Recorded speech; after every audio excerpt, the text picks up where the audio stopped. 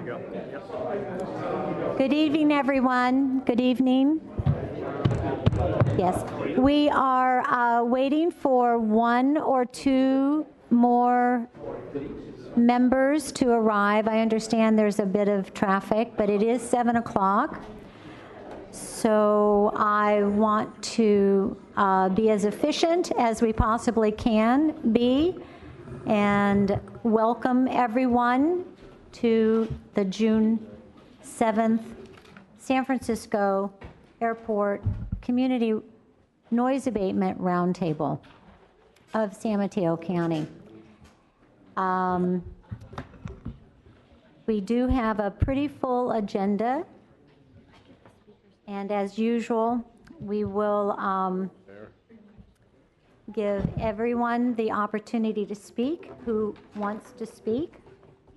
We ask that you respect the time limits and respect everyone's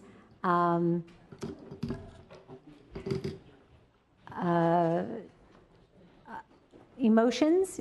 It's a highly charged emotional feeling that we all experience with aircraft noise. But this is, we're your friends up here. We're advocating for you, and we are not your enemies. We want to help, and we're going to do everything we can to move things along. So, James, do we have a quorum yet? I believe we do. So with that, I'd like to call this meeting to order at 7:02. And James, can you do the roll call, please? City and County of San Francisco Board of Supervisors. We do expect Yes, we do expect a representative. We do expect a new member from the San Francisco Board of Supervisors, Ashar Safari. Okay, so maybe he'll show up and we'll welcome him for his first meeting. Go ahead. Okay. City and County of San Francisco Mayor's Office. Here, David Takashima. City and County of San Francisco Airport Commission. Here, Ivar Sataro. San Mateo County Board of Supervisors. We are expecting Supervisor Pine later. CCAG Airport Land Use Commission. Town of Atherton. Elizabeth Lewis. City of Belmont. Doug Kim. City of Brisbane. City of Burlingame. City of Daly City. Present, Glenn Sylvester. City of Foster City. City of Half Moon Bay. Harvey Rarback. Town of Hillsborough. City of Menlo Park. City of Millbrae. Ann Schneider. City of Pacifica. Sue Degree. Town of Portola Valley. Ann Wingert. City of Redwood City. Janet Morgan. City of San Bruno. City of San Carlos. City of San Mateo. Rick Bonilla. City of South San Francisco. Mark Eddie Ackler. And Town of Woodside. We have a quorum, and before I let you start, I just want to remind everyone up here, when you do speak, try to speak into the closest microphone that you have, because it struggles a little bit for the video, but just as a FYI. Just a reminder, we are videotaping and audio taping these meetings. I think this is our second time that we've been doing it, so we're very grateful to the City of Millbrae production team to do that for us. So our next agenda item is the consideration and approval of our technical consultant ad hoc subcommittee recommendation. So as you know, at the end of the year, we our contract with BridgeNet expired. We went out for a new technical consultant, and on April 28th, we had an ad hoc subcommittee interview 2 teams, and we have a recommendation that we're bringing forward to you. The recommended technical consultant is the technical consultant group. They call themselves HMMH, and they've got a great logo. It just all kind of flows together like wonderful squiggles. But HMMH is truly a very serious technical consultant organization. They're an international leader in environmental and transportation planning, including noise and vibration control, air quality analysis, airport, airspace planning, and climate energy solutions.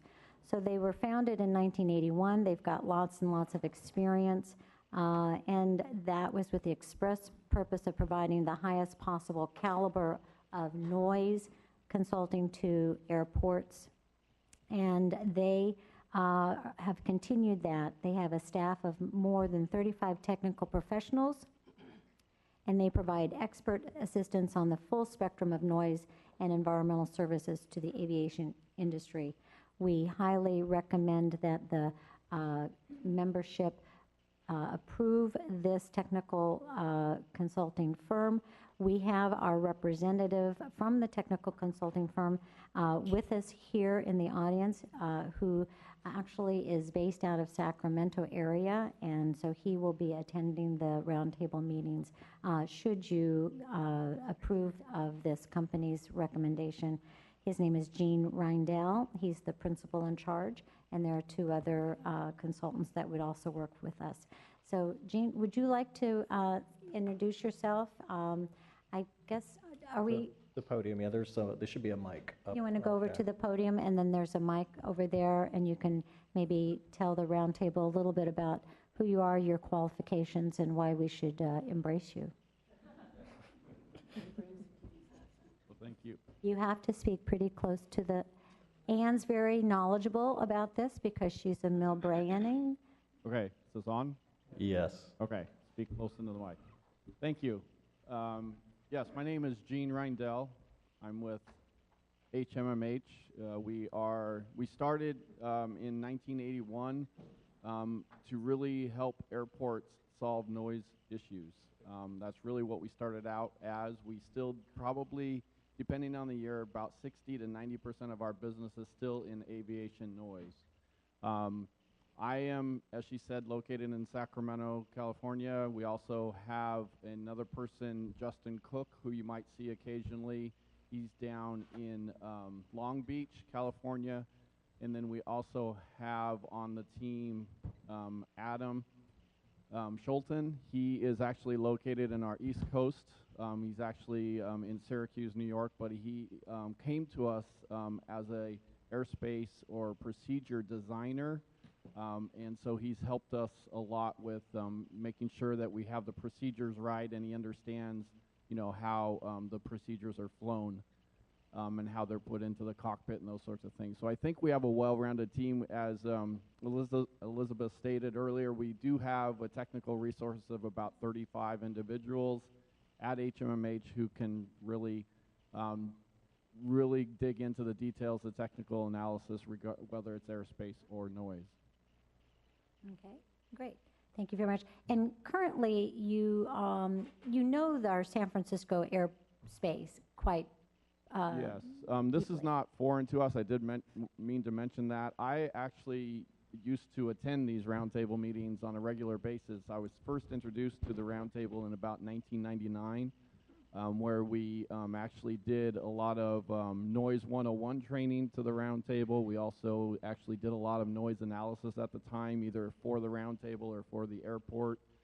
Back in the day, I think through about 2008 or something like that, I think we were pretty regular. So we do know the airspace. We've done a lot of noise analysis in and around the San Francisco International Airport. Okay, thank you. Does any member of the roundtable wish to ask Gene a question, since we have him on the spot? I'll just do a hypothetical. How do you get along with our local elected officials? I don't know them personally yet. I would say that I tend to get along well with most people. I tend to also present in a way, one of my strengths is to present technical noise and airspace issues in a more understandable way, and I think I would do well meeting with you all and understanding your concerns and trying to help you through some of these issues. Okay. Sue? I'm happy to hear that you have institutional memory or knowledge, so I'm looking forward to what you recall during those years that you were able to observe. Okay. Anyone else? Okay. Thank you. Oh, yes. Vice Chair Adiago. I had the pleasure of joining Elizabeth for the interviews, and I just wanted to thank Mr. Reindel. Yes, your team is deep and a lot of great skill sets, but it was the way that you interfaced with us, I think, that really set you apart from either group could do the job. But the way you communicated with us that morning was most impressive, and I'm looking forward to you turning that on to the public as we go through these processes. So, Thank you, and so do I. All right. Thank you very much. You may sit down.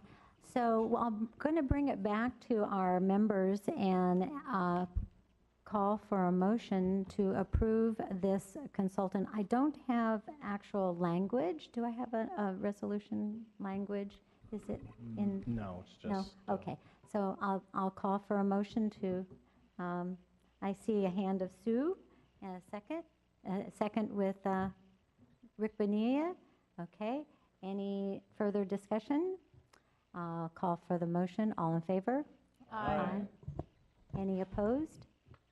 Any abstentions? Well, congratulations, Jean. Welcome to the team. We really look forward to having you with us. Okay. So let's see. Now is the time for public comments for items that are not on the agenda. And I do have a number of them. I will start with Mary Jo Fremont of Palo Alto. And just to remember, we do have a 2 minute? Is it 2 minutes? James, is it 2 minutes? yes. Yes, okay. I get confused with one meeting to the next. Yeah. So Mary Jo, you're on. Good evening. So I'm from Palo Alto, and I want to talk to you about a couple of things that, based on some comments that Bert Canoon made on the oceanic arrivals and noise monitoring at the public meeting in Palo Alto on May 23rd. So first on the oceanic arrivals, and maybe I misunderstood Bert, but I think he said that he indicated that the oceanic arrivals need to fly near the Menlo waypoint because the planes are running low on fuel. My reaction, if that's the case, then we really have a serious safety issue. These planes should not be flying over densely populated areas such as ours. But another point is that the people living near the Menlo waypoint get the oceanic arrivals from SFO, of course, but also from Oakland, passenger planes and cargo planes in the middle of the night. So let's not forget that we get a lot of oceanic arrivals. So I would suggest to add the Oakland airport in the noise report, because you may capture some complaints from citizens like me who can't get a night's sleep still because I still click on my subject noise. Second point is the noise monitoring. Someone asked in that meeting if we could have noise monitors in Palo Alto. And Bert said that he could install the temporary noise monitors, similar to what was done in Santa Cruz or in the Santa Cruz Mountains, but not permanent ones because we are outside the noise contours. So I looked again at the San Francisco airport noise contours, which are these elongated areas around the 4 runways and up to the 65 dBA level, and I looked at the map of the permanent noise monitors. There are 29 of them today. 23 or 24, it's hard to tell, are outside these noise contours. 28 out of 29 are at the latitude of Foster City or north of it, and the only one south of Foster City is in Redwood City. So I have two questions. What criteria does SFO use to select the location of its noise monitors? And the second one, why is it that there is no permanent noise monitor near the Menlo waypoint, which is in San Mateo County, given that 60% of the San Francisco arrivals fly within 2 miles of that waypoint?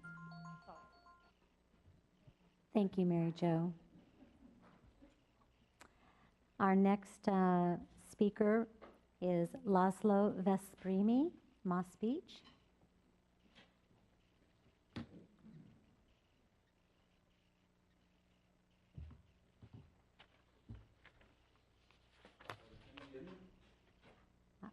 right in the, right, yeah, hold it up right there.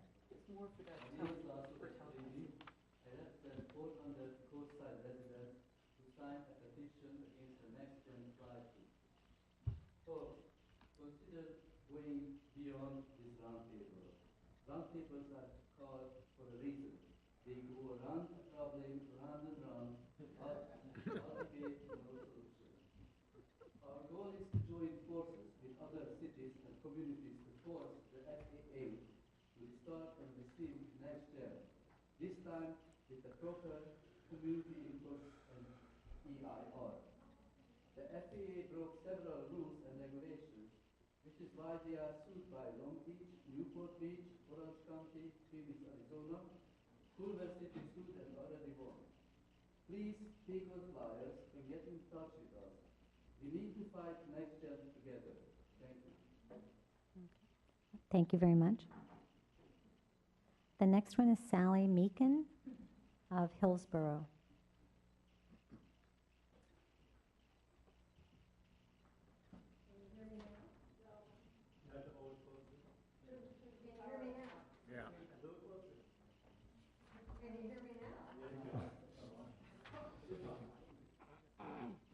Can you hear me now? Ha. Quote, "The airport is now quieter than it's been any time after 1970s.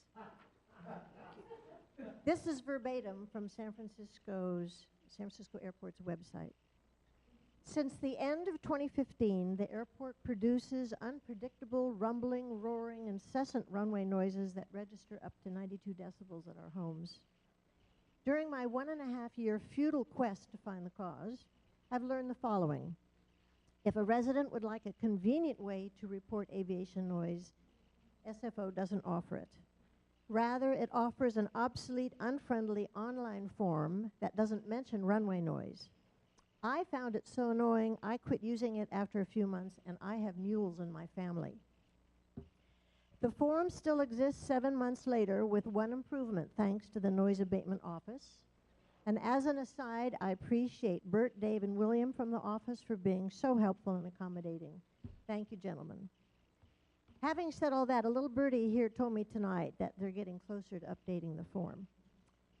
If a resident suggests that the airport produces an easy-to-use phone app that measures runway noise, and there is a company that says they can do this, there's no app 7 months later. If a resident contacts SFO by phone or email asking to meet with someone who can explain this runway backblast, nothing comes of it. Do I understand correctly that the Roundtable Committee will decide the topics of the work program to undertake this spring? If so, I ask you to consider the topic of the airport's highly flawed method of gathering accurate data, as well as to discover the source of this noise with a view to returning to pre-2016 levels. As I near the 2-minute mark, I thank all of you who volunteer for our community's betterment. You're underpaid and overworked, I'm sure, but you are appreciated. Thank you. Yeah, thank you very much. The next speaker is Jane Price-Silver from El Granada. That's the supervisor. So, Jane, 1 second.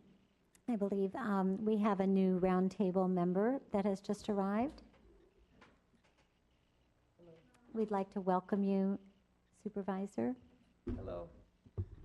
Hello, everyone. Yes. Oh. So we're just welcoming you. Oh, good. Oh, sorry. I thought you were talking. I was like, wait a minute. No. she will. She's not even moving her mouth. She's a great ventriloquist, but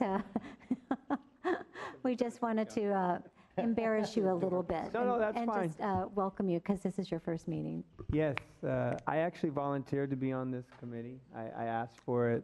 Wow. I don't know if there's anyone in the audience from San Francisco. I see a few people. Yes, they're very happy you're here. Yes, I know. I get a lot of emails, and and we're one of the affected parts of San Francisco. Understand. So that's one of the reasons why I wanted to ask for it. But my name is Asha Safai. I'm very happy to be here.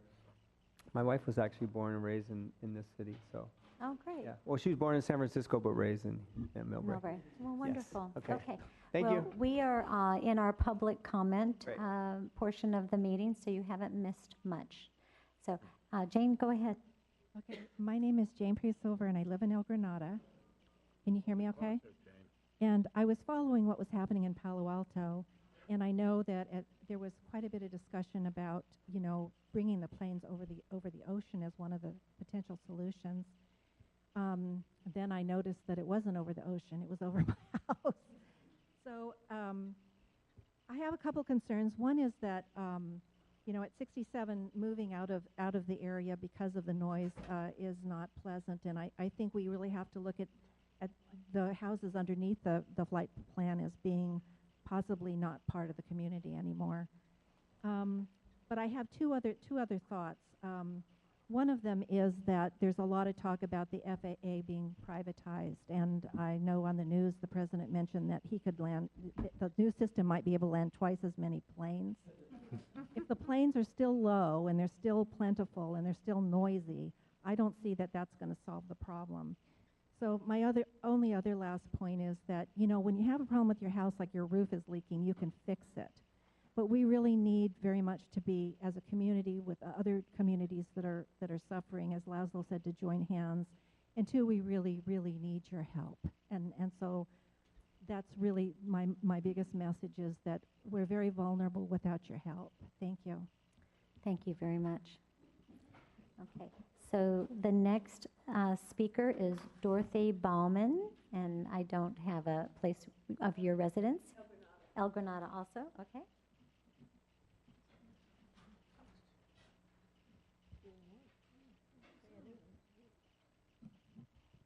I made a log of how many planes are flying over my house, and in 1 hour I had 24 planes fly over my house.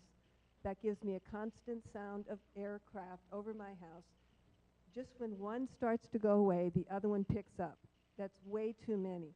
Previous to this new arrangement that they did about 2 years ago, I was getting about 4 in 20 minutes. That's livable. You have a few minutes of quiet between planes. I also have a letter that from Jackie Spears saying that she had asked a year ago for the FAA administrator to produce a report about about a review of the noise, and she said that as of now it is not done. Is there any scheduled time that this report will be finished so that we have some idea why there are so many planes that have been rerouted over El Granada? Thank you. Thank you very much. So the next speaker is Aaron Steinzer from Montera.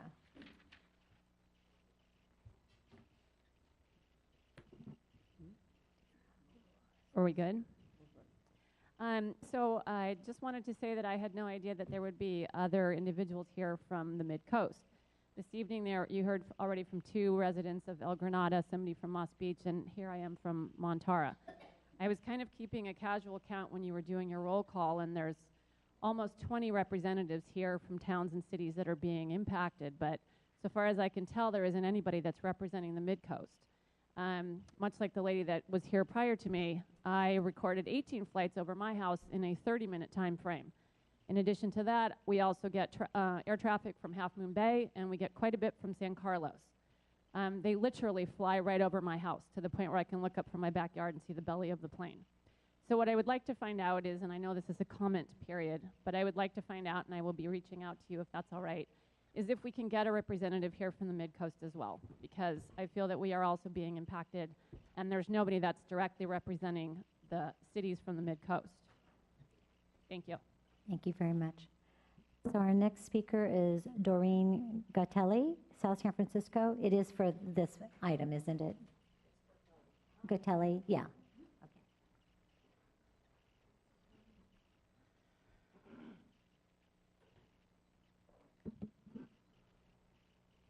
Can you hear me? I've been coming to these meetings. I am from South San Francisco. I have the opportunity of having the planes fly right over my house. And I had the retrofit came, they redid our windows, and that was many, many years ago. My front window failed. It totally just like fell apart. We had to have it redone. And so when I come to these meetings, what I'm trying to do is get like a retrofit repair fund. So like when things happen like they did to my window, I can get some sort of financial help. And because it was a 102-inch window that failed, and that was a big chunk to pay to have it repaired. So that's the only reason I'm here, and I'm standing strong for South City, and thank you very much, and have a good evening. Appreciate that. Thank you very much. The next speaker is Viviana Guzman. And what city are you with? Montera also.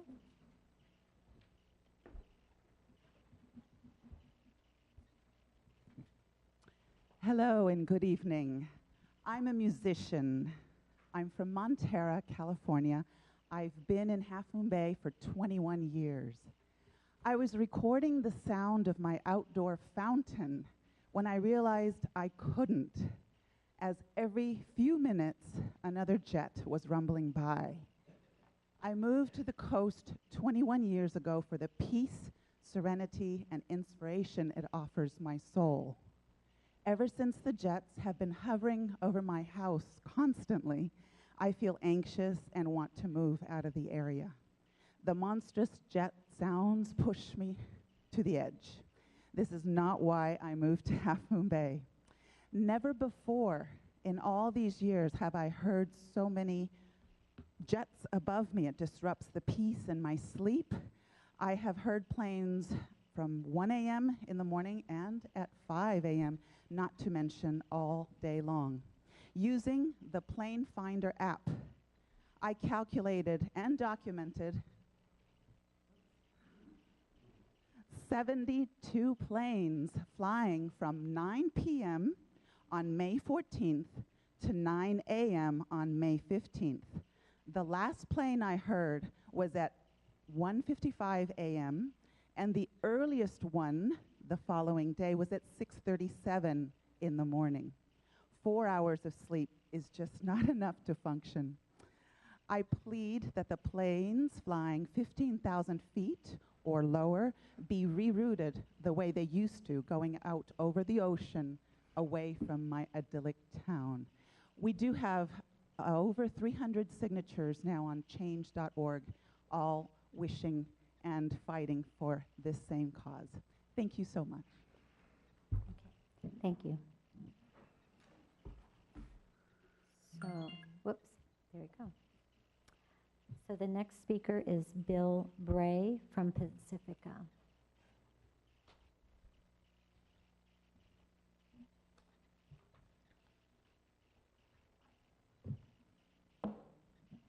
Good evening.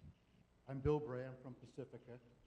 And listening to some of the testimony up here, planes that are flying overhead, I just thought I'd add a little something for perspective. There's a group of us in Pacifica who are, quite frankly, more than tired of all the jet noise. You can stand on the beach at Rockaway Beach, and you can, one day I stood there and I watched three planes crisscrossing overhead in different directions. I once recorded a plane that flew over my home at 6 o'clock in the morning at 1,200 feet. But that you know, you've got to get a sense for that. But we wrote a letter. Several of us got together in Pacifica. We wrote a letter. We sent it actually to Donald Trump. See what happens. Jet noise either. And some of the statistics that I came across are rather startling. I thought I'd share those with you just to give you a quantifiable perspective on this. According to the StopJetNoise.net website, complaints rose from 7,415 in the year 2012 to 3.5 million in 2016. Let that sink in. 3.5 million complaints in the course of the year. So I did a little more research, and I wanted to look at how it impacted just Pacifica. In December of 2012, Pacifica registered 2 complaints. In December of 2016, that rose to 12,000. From 2 to 12,000.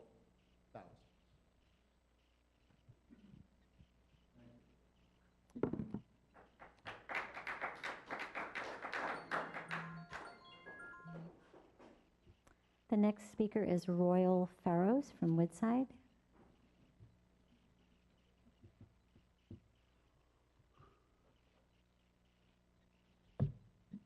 Thank you. I'm not sure I'm going to be able to follow that quantitatively. I just want to echo what everyone's saying here. Many years ago, it seemed very tolerable, and now it seems intolerable. I also recorded flights one day.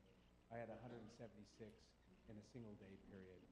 So we really appreciate all the help you can give us. Thank you. Thank you. I have no more speaker cards for the public speaking, comment section. So we'll move on to our consent agenda items. And our consent agenda item is really the Roundtable meeting overview for April 5th and a corrected overview for the January 12th.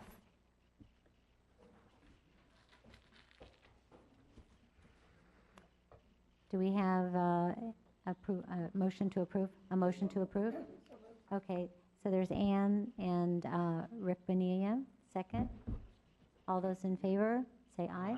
Aye. Aye. Any opposed? Any abstentions? The consent agenda number 4 is approved.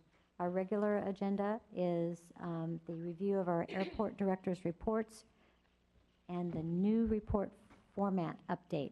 Bert, you're on. So you've given us March and April, before and after, huh? Yes, ma'am. Exactly what you have there is the old format and the new. The pages that, let's go ahead and jump over to that page real fast Page here. 25.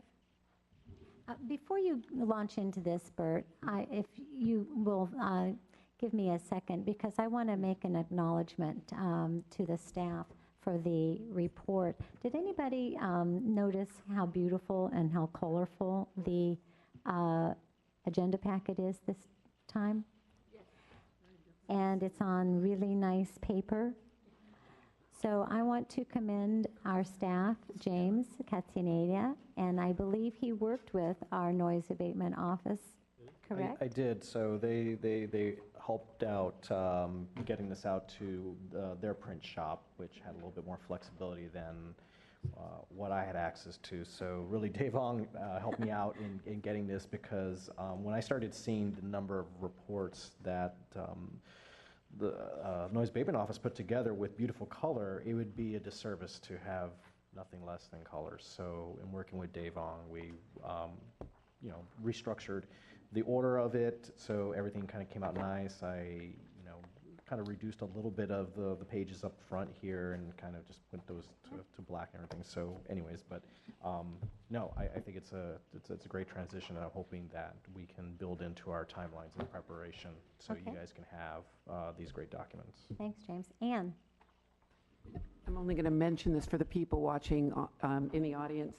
The colors make it really easy to tell arrivals and departures, which flights are coming into San Francisco versus Oakland versus San Jose. I believe you can get all the color reports on the website. That's correct. Yeah, so the nice paper really makes it easier to kind of figure out what's going on. Thank you. Okay, Bert, you're going to explain to us what's different between the old and the new, or the new and the old.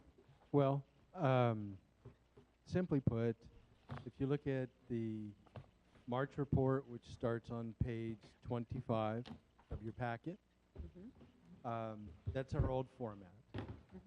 What we did, starting with page 33, is converted all that information into a shorter report, totaling the 5 pages, and also added in more information.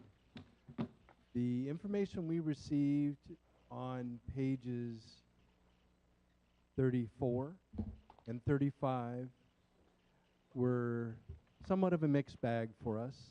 The first page, 34, some people found a little overwhelming, and 35 was an overwhelming success. Again, on page 36, some people found portions of it a little overwhelming, and page 37 was an overwhelming success. So, what we agreed to do with the Roundtable Subcommittee Work Program was to delve further into this. We brought it back to you in both formats tonight, so that for any questions, I brought Nastya so she could actually address those questions since she's the designer of the new format.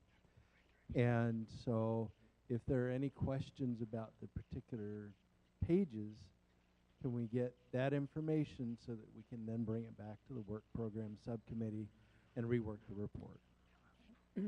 Let me just kind of clarify. So we're kind of looking at not maybe form over substance at this point.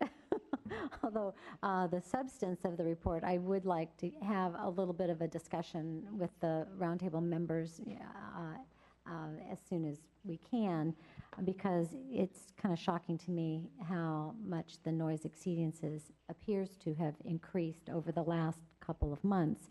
And I think we need to acknowledge that and understand. I mean, obviously, you all understand that, but we're looking at it in report format, and it's quite startling. But I'll go ask our members. We can start from my right-hand side, Glenn or Rick, if you have any, and then come on down, any impressions about which format you like best, or if you have comments about the new format that you'd like to. Everyone is quickly studying. You can see. Well, Madam Chair, Yes, Glenn. as you know, I am kind of new to this roundtable, and it's been, I've been swimming for the past couple of months, but in looking at this new format, and I've requested the last time, and I quite don't recall the answer I received, but would it be possible to obtain altitudes? That's a question for Bert.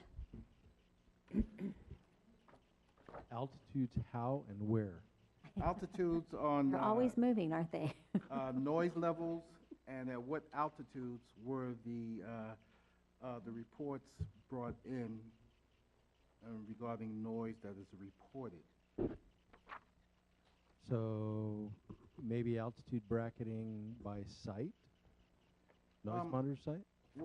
Well, as I mentioned last month, like the city of Brisbane, where noise is determined based upon the altitude of flights, and I don't see anything where it takes into consideration the geographical sea level, above sea level noise. And is there any way that we can report this? I mean, I use the app, and when I report a particular flight noise, it gives me the altitude of what the flight was at that time. I believe we had someone in the audience who said at one particular time, I think it was Mr. Bray, the flight was 1,200 feet above. And that's my concern. I'm not seeing anything that has any relation to altitude. Someone else in the audience had made mention about 15,000 feet.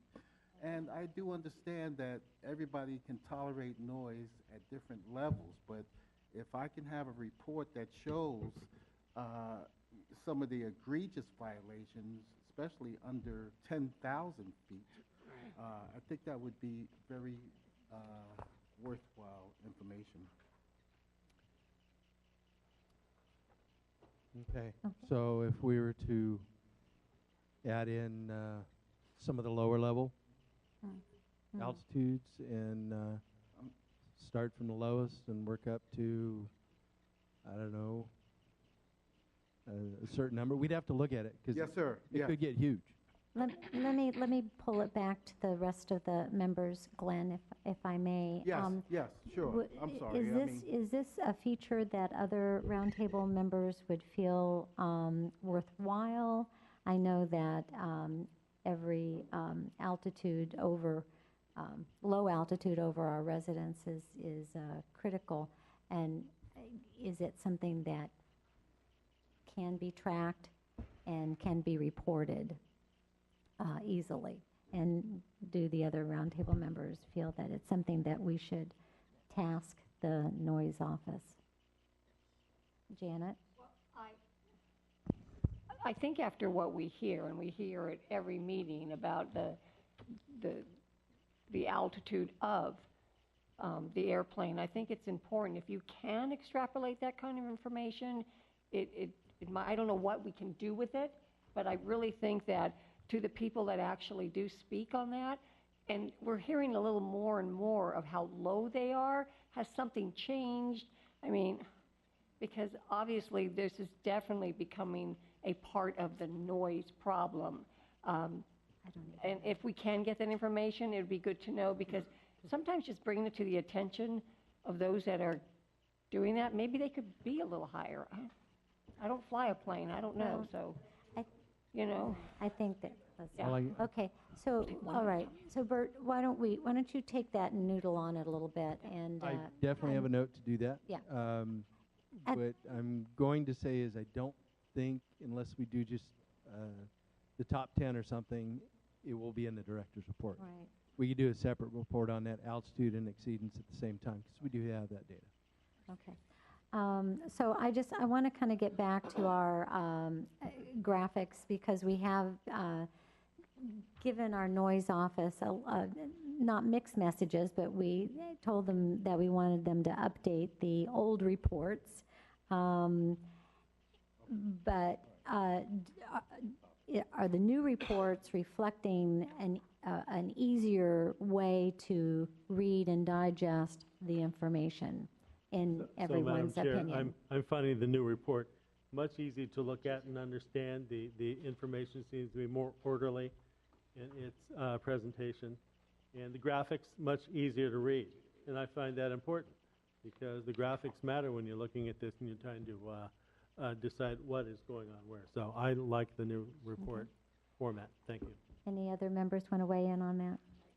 Anne from Portola Valley? Yeah, I've been a huge fan of the changes, and I still continue to think, as was just articulated by Rick, I think they're terrific. The one thing that I still believe we would benefit from, however, and I might have mentioned it in one of my prior meetings, would be a comparison to historical. And I think that is where you will really be able to see the trend lines for a number of these metrics. And again, I think there's any number that we could be comparing, but in particular, when we looked at the noise exceedances that you referenced, Madam Chair, that's a starting point. And I think there may be others where we want to at least have and it's probably a separate graphic that would include historical, because then you are able to see the trend lines, and hopefully there'll be improvements, but obviously at this point the concern is on the deterioration. Yeah. Well, I just want to follow up that. So the noise exceedances from the old report jumped out at me pretty clearly. I did not have that same experience with the new report. So, yes, Anne. I like the new report.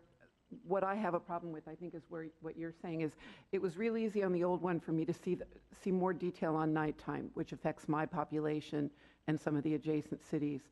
And that seems, it was hard for me to say, oh, well, is those tiny little complaints from Millbrae during the day, or were they at the lovely 1 to 3 a.m. time period?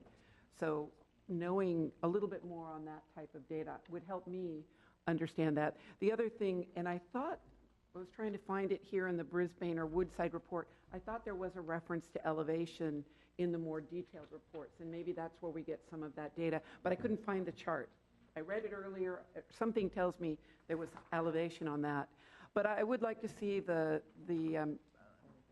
maybe a little bit clearer to find out on this column of complaints, are they daytime complaints, nighttime complaints? The detailed report seemed to say that the majority of the complaints are nighttime, so that we can try to differentiate between those. And of course, my favorite word, how can I tell if these are overflight noise or backblast noise? So that's what I'd like to see. Any other members want to weigh in on this? Sue. I like both parts of both. I do like these maps where you can see, like in Pacifica, at one time we were affected in the north only, and Yeah. you can see by these types Right. of maps that That's it the goes right old. down the spine and to the west. Mhm. I find these newer ones like this are easier. I don't have to search so hard for what I'm looking for. So, and I Okay. totally agree with the height, knowing what the heights are. If I may, on your question of the map, comparing page This one's 29. 29 to page 35? 37. So those don't quite sync up for you? So No, yeah. this one hit me much more boldly than Yeah. this one. Well, that's because I think one of the things we were talking about is the differing colors, right? We mentioned that last time, that the blues on blues on blues just kind of all blend together. Whereas the other one, so I don't know. It's an interesting exercise, and graphics make a big difference. Digestibility of information is important, but what's really important is the information that's contained in these reports. Agreed. And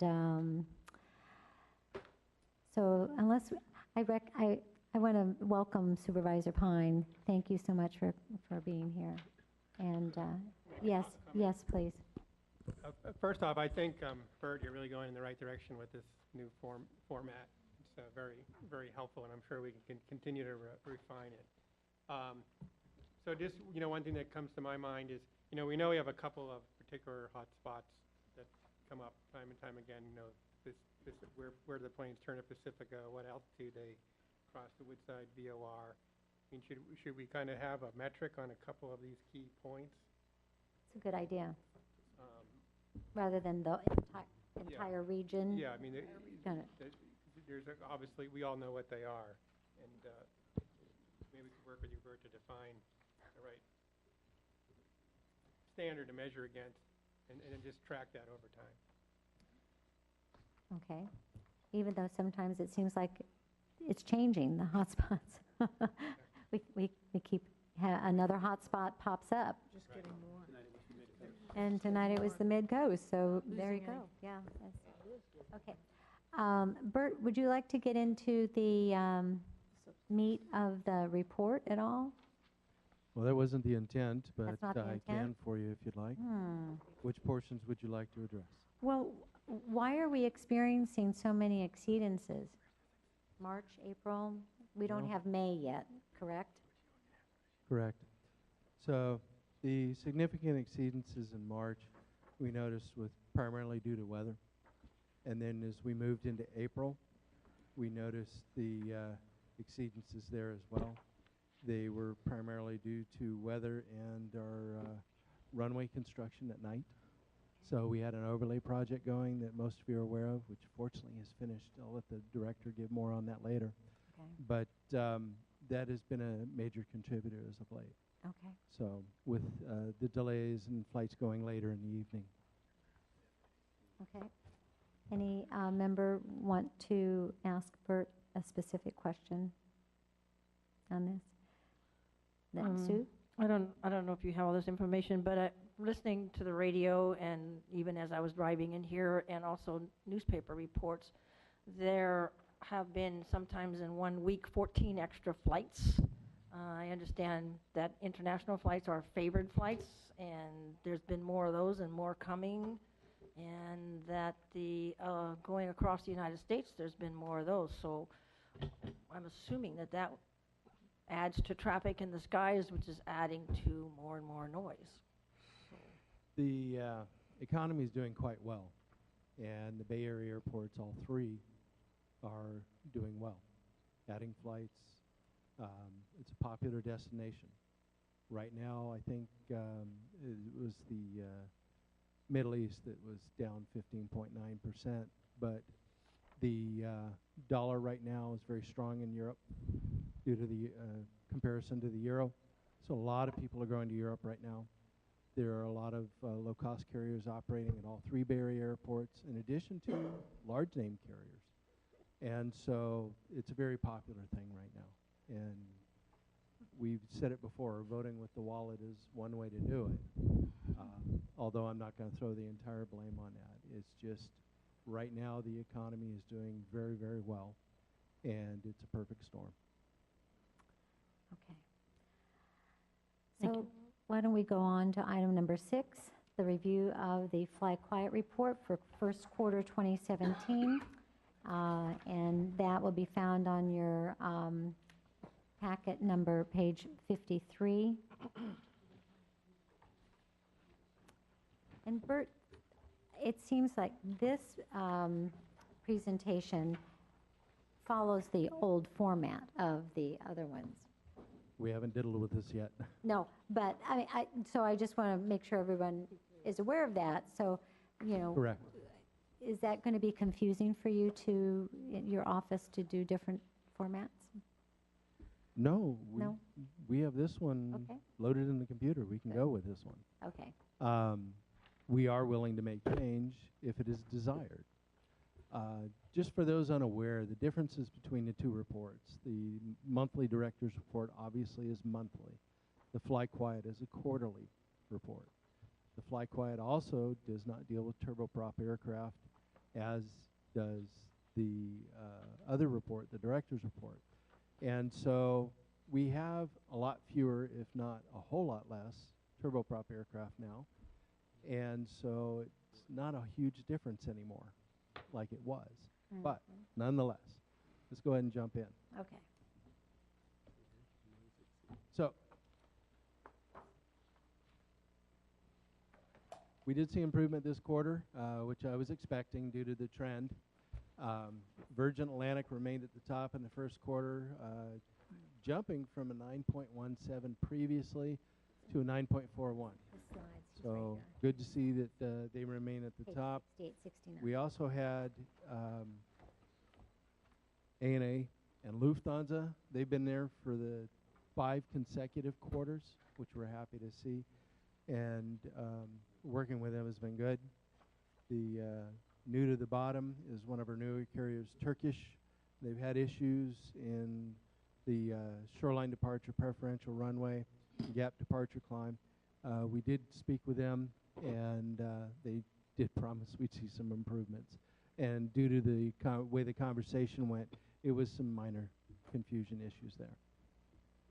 All right, we'll go to the next one.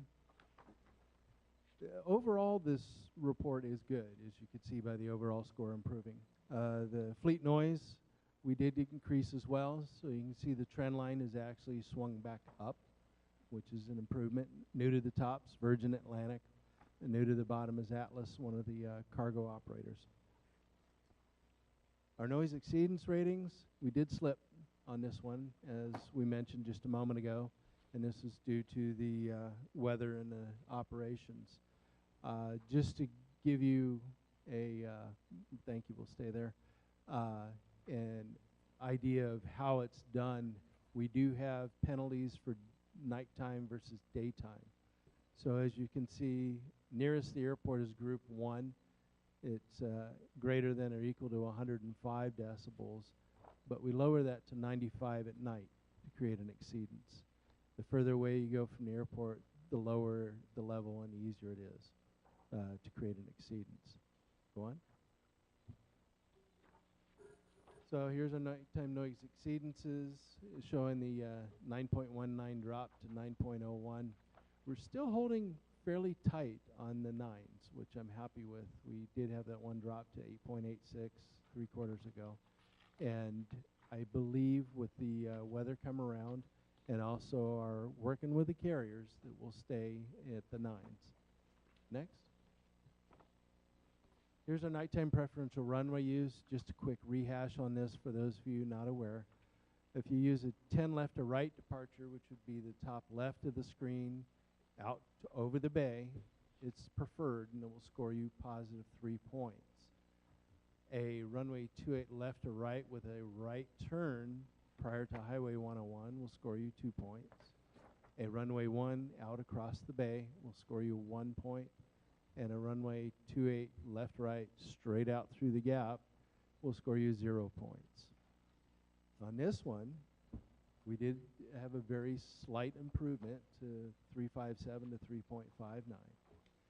So this is one of the areas we've been hammering on the airlines since the second quarter of 2016 when we saw such low numbers. But as you can see, it is a seasonal trend line, and we're on the upswing right now, seriously. The shoreline departures, I just mentioned that one a moment ago for the 28 right, where we try to ask the airlines to turn inside of Highway 101. Those would be the green routes. The sort of pink-purple there that are marginals. They're basically over Highway 1 to slightly over. And then poor would be out over the communities. And we definitely frown on that. We're chasing those down more. We're working with the tower right now for that. This is an area that we're really focusing heavily on due to the negative trend line and trying to get the improvement on these. It's hard. This one's been especially difficult for us since the Metroplex due to the simple fact that the airlines no longer need to get to 400 feet above ground level before starting a turn. They now have to get to 520 feet on the departure. So they're further downrange before making that turn, just due to the way the procedures are written. Talking with the FAA, seeing if there's any possibility to change, to go back, or get a waiver to see if we can improve this. Sorry? Okay. Next. The gap departures, we do this by aircraft and whether it's domestic or international. So this table here varies by aircraft. So a very heavy aircraft, 747-400, that doesn't climb very well. If you compared a fairly light 737, small one, it would be much steeper and climb faster. But anyway, the lower area is poor, marginal, and good. And so we move into this one, and I'm pleased to say that our work with the airlines has paid off seriously. We went from a 5.21 to 6.09, reversed our trend line. It's now in the positive. So this has been good for us and the airlines and the community. Next. This one, I believe due to the runway closures, has been a bit of an issue for us with a 5.87 drop into a 5.72. Negative trend line, but we have been trying to keep it up, and it just did not hold for the closures. My belief is this next quarter, through the work we've done and through talking with the tower and the TRACON, we'll see improvement. And that will conclude the report. Do I have any questions? Janet? I'm sorry, Bert, can you go back to that? I think it was like 3 slides back. I needed a little more explanation on the... Which page are you looking at, Janet? I don't know. I flipped it over when he went past.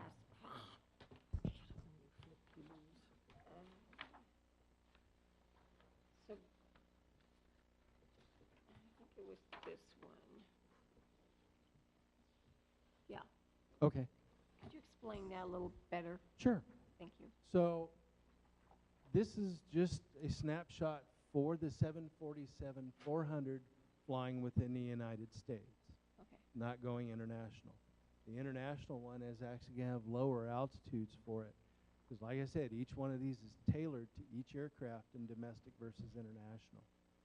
So this table comparison, for example, where the first gate 1 is there, and each of these gates is an artificial gate that we've placed within our system, and we measure the altitude as it goes through that. So imagine holding a curtain in space and having the aircraft fly through it. We measure that altitude right there. Okay. And so each aircraft is measured that way at each gate. We then compare it to like aircraft doing a like route, and we're able to compare basically apples and apples. When we get to comparing a 747-400 flying international, they'll be lower. We know it already, so the bar's been lowered for everybody. That table will be a bit different. Okay. Any other roundtable members? Anne? Nighttime preferential runway averages. It's the only one in general that's going up. Fleet Yes, noise ma'am. quality averages are going up. I know you mentioned at least one of the Turkish airlines. I don't know if that was Turkish Airlines or Kalite. I don't know what airline or where Kalite is from. But are these the ones that are taking off between 1 and 3 and 4 in the morning, the really big heavy planes? And if so, we'll never get any relief from those, will we? Because they're allowed to take off at that time? We can't tell airlines what, when, why, or how to operate. Because of the Airport Noise and Capacity Act in 1990 passed by Congress. So these, and is this report for this quarter where it's gone up? Well, the last 2 quarters have gone up. That's also when we had rain. So that, does that also mean there was more runway 19 being used, therefore affecting Pacifica and Millbrae, Burlingame, because they're taking off right on top of us? Some. The others are using 10. Our preferred on the Southwest plan would be a 1-9 arrival towards Millbrae, and then for the departure to take 10 east down the bay. I can only speak for myself, given that I haven't slept well for 6 months because the noise is clearly up significantly, and that's just me. And I don't know if that means Pacifica's residents have had a rougher winter quarter. We typically tend to live with it when it's bad weather, as opposed to just an airline that wants to get into their home country at a decent time, but it keeps all of us awake so that they can leave whenever they want to. And I think as we work on the work plan, we need to look at that. Maybe we can't change it now because of law, but we can go and try to change the law. Nothing ventured, nothing gained. Okay. I believe the legislative work group was addressing that, and so if you're not a part of it, I recommend you get on it. Okay. Any other members of the roundtable have something to say? She's on the right track. Okay. All right. I think that's all for you on that. It looks like I may have missed Ray Ramos for Pacifica for item number 5.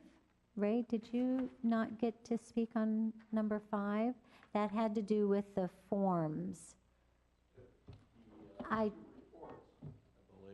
Well, we were looking at which format people liked better. So the newer one. you like the newer one? Okay. I'd like to see some additional data put into it. Well, I'm going to give you 2 minutes to talk about that, okay? I apologize for missing you. You need to correlate, relate the nature of why people are complaining and correlate that with your exceedances. And I'll grant you right now that your exceedances are predicated upon your location of monitors. And that doesn't correlate with where you're receiving complaints from. But you still are not itemizing the reasons why people are complaining. That's all I have.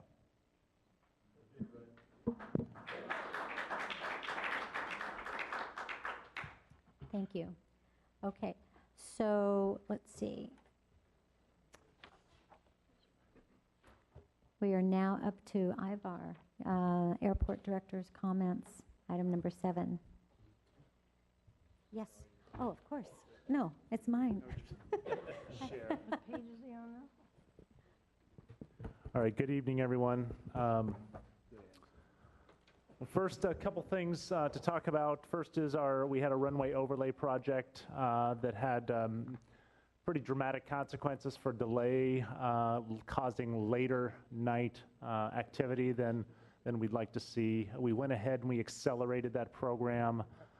We were not going to work Memorial Day weekend, and we did have the contractor work Memorial Day weekend when operations are low and try to minimize how much of the activity gets pushed into the late nights. And so we are done with the weekend full closures, and so we anticipate that we'll have better performance and less activity delayed into the late hours.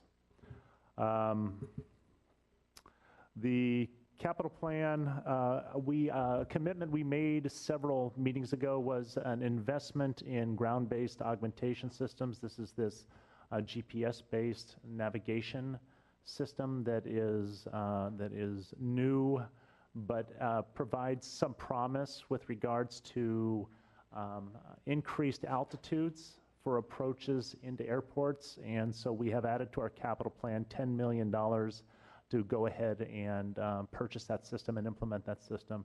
And so we'll be working with the FAA on that program as they prepare the new procedures that would support this new equipment. And we're aware that a lot of our airlines are purchasing new aircraft equipped with this cockpit equipment to allow for the use of this new navigation system.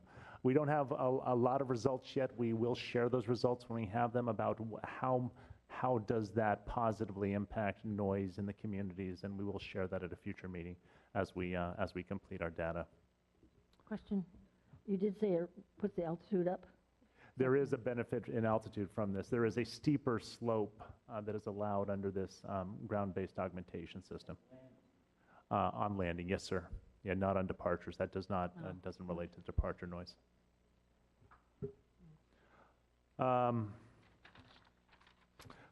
Portable noise monitoring.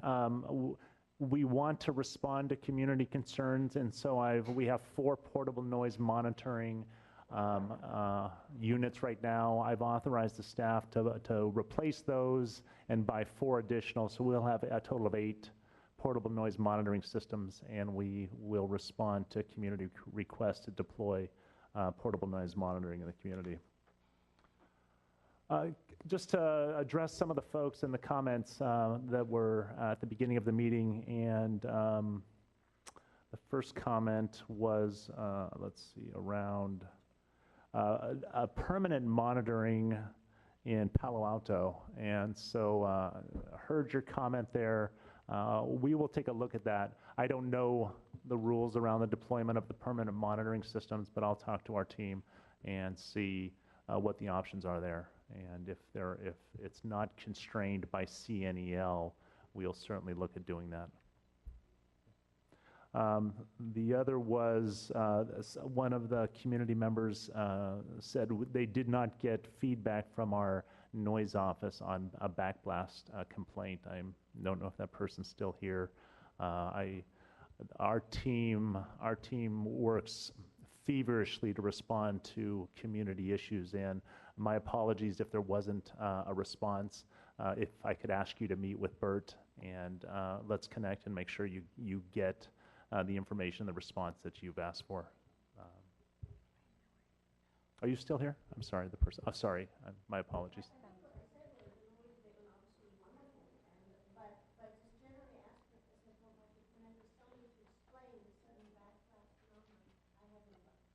Okay, we want to respond to you. So, Bert, can you spend time and with? Definitely. Make sure. We attempted some monitoring. We've opted to come back and reschedule. Okay. We'll make sure we follow back on that. Madam Chair, I'm sorry, for the televising of it, that kind of conversation won't get picked up by the cameras. It might get picked up by the cameras, but it won't get picked up by the audio. Okay. Well, I think I can make a direction too.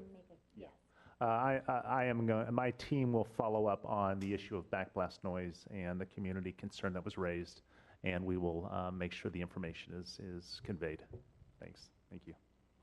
And then the question around retrofit of windows, that's something else that I am not too familiar with at this point. If there is a program to retrofit windows that have been covered under a previous noise monitoring program, I'll have to get back. We'll get back to the community on what are those options for fixing windows that have failed over time that still reside within the 65 CNEL. I don't have the answer to that, but we will respond to that. And that's all I have. Thank you. Yeah. Elizabeth? Yes. Through the chair, please? Yes. A number of questions I know certainly have been raised in our community and areas around it. Ivar, that perhaps you could shed some light on what you would expect to see this summer in terms of traffic, anticipated traffic levels. Yes. We are seeing an uptick in activity, and this is our annual peak season. It's pretty busy all the time, as you all know.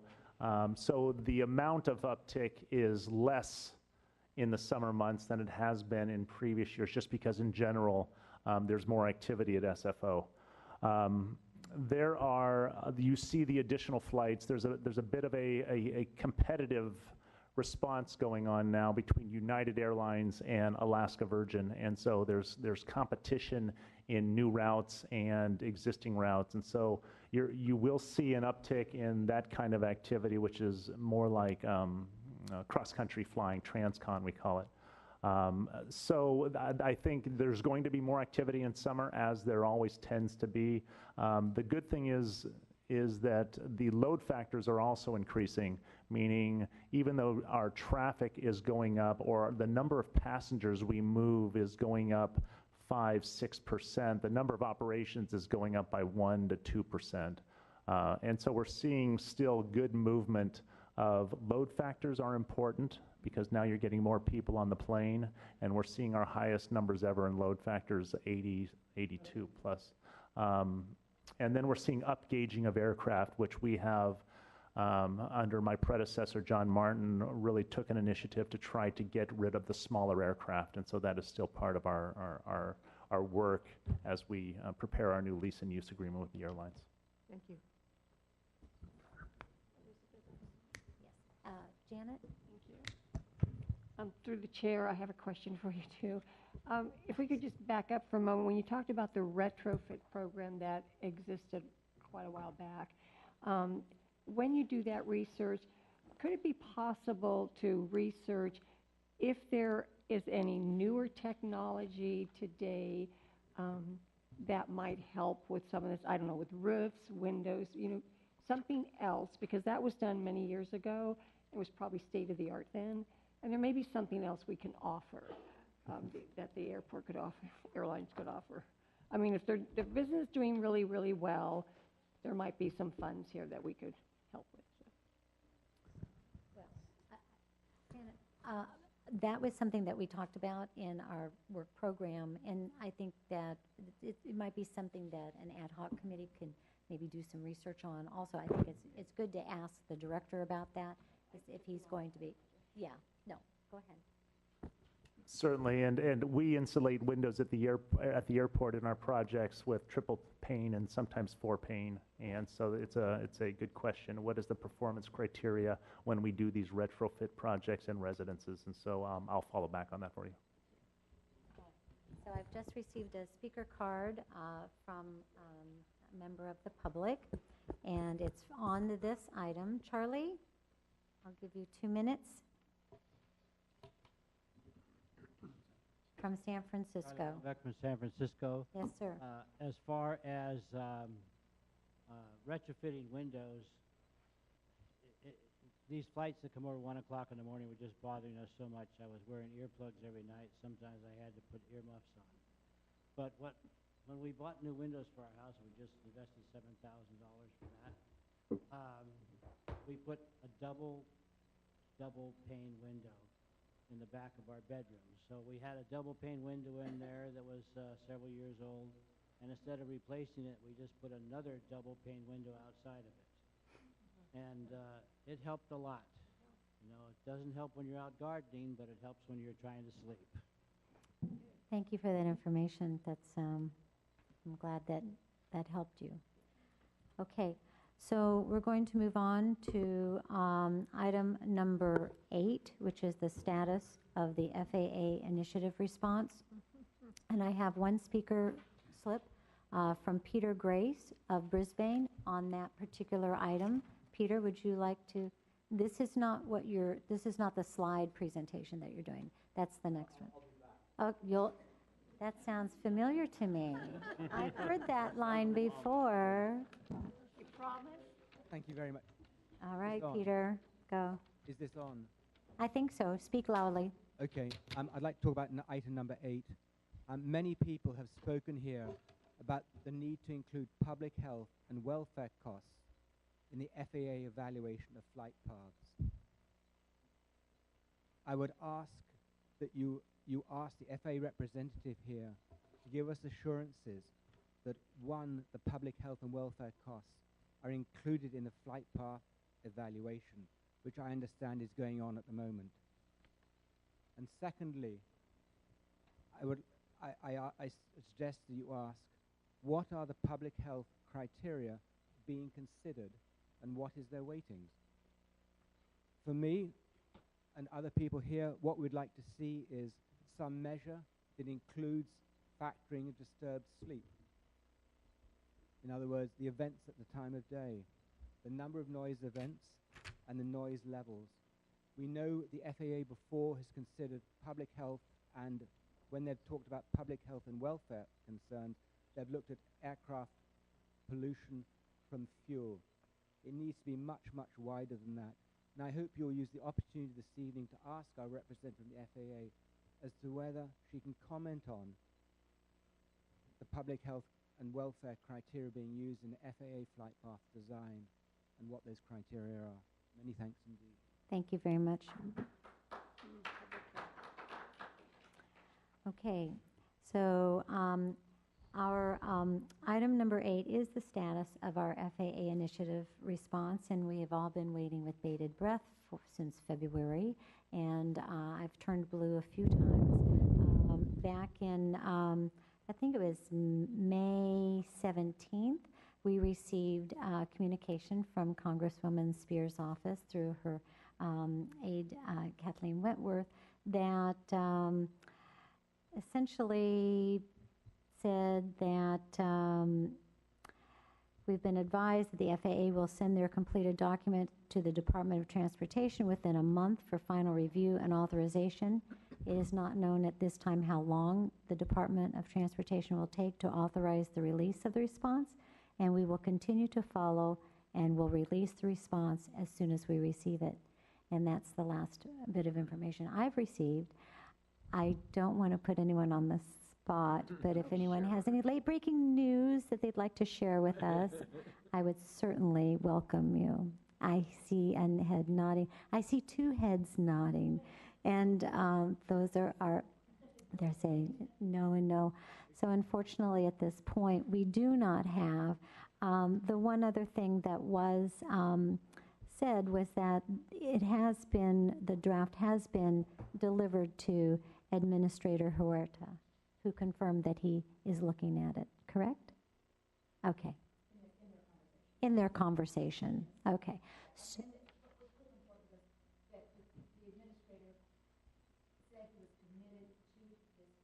okay, just to reiterate, from Kathleen Wentworth, aide to Congresswoman Spear, in a conversation with Congresswoman Spear, Administrator Herrera did say that he was committed to moving this on and reviewing the draft proposal, which he now has in his hands. So that's it, and I have nothing else to say about that. So we will move on to item number 9, which is the review and discussion of the monitoring reports for Woodside, Portola Valley, and Brisbane. This has now been brought up to the regular agenda from our last meeting because in the past it had just been put as reading material, but we felt that it was important from the roundtable members had expressed that we bring it up as an agenda item to actually discuss. And Bert, you know what? I do have several speaker cards on this. So would you like me to take the speakers first and then let you do your presentation? How would you like me to do that? Either way, Madam Chair, just do want to say that the previous speakers, you've been leaving your pens up here if you're missing them. So your call, Madam.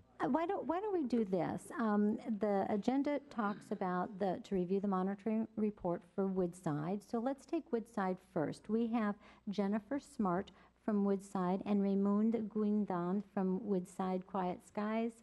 And so why don't we have you both come up one after the other. So Jennifer? Thank you. Okay.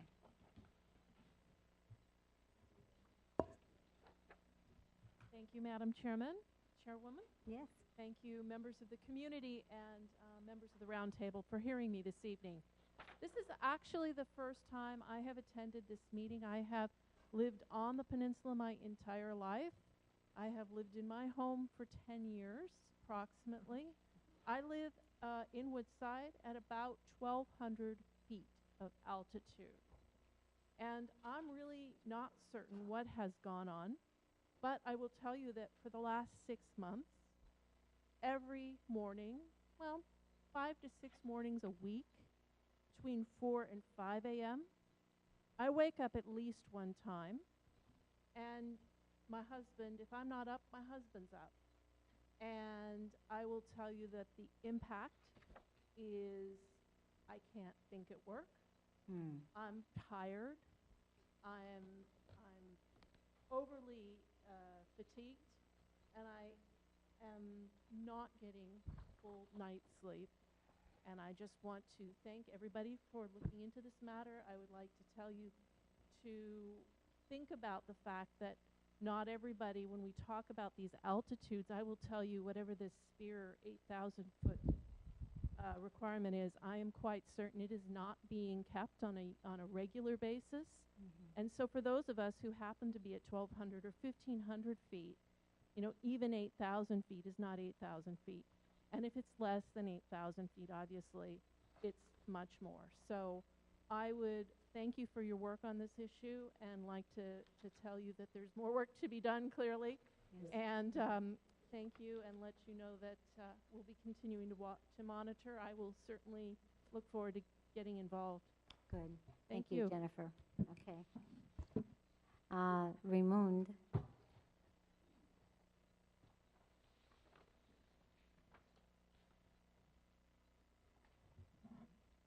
Hi. Thank you for the report, Bert. It seems very thorough. I've read it, and it's quite well done. I would like to point out on this map that you will see in the future that there was an agreement with NISU that the flights over the Woodside VOR/OSI would be flying at or above 8,000 feet. If you look at this map, you can see that the large majority of the flights are below 8,000 feet, and some even between 4,000 and 6,000 feet. And as was pointed out by Jennifer, we live in areas between about 1,200 to nearly 2,000 feet. So I would like to reinforce a previous comment to report above ground level altitude also, because they matter a lot. Second, the departure from SFO in Oakland to Southern California veered too quickly over the peninsula instead of staying over the ocean as long as possible. And then when they veer, they should stay west of Skyline instead of veering sharply east, going right over Woodside, Portola Valley, Menlo Park, and Palo Alto.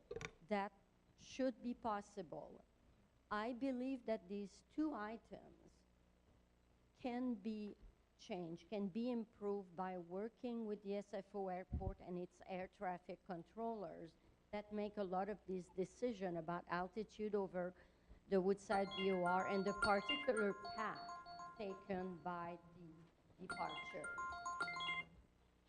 Finally, the report also showed that Airbus 320 series is 17% of the aircraft traffic. Please, I beg the SFO airport and other relevant constituents to put pressure on all the airlines to fix the Airbus 320 series with the vortex generator. That would eliminate a fairly significant percentage of the complaints and the noise experience. Finally, the noise report from Woodside are likely underreported because we share a zip code, the same zip code with Redwood City. And the software that is used to file the report to SFO often does not correct back for Woodside. Thank you, Raymond. Thank you. Okay. All right. So that's all the speaker cards. I would like, maybe Bert, would you like to do Woodside's report now? And quickly go through that. And then we'll bring it to the roundtable for membership comments on it.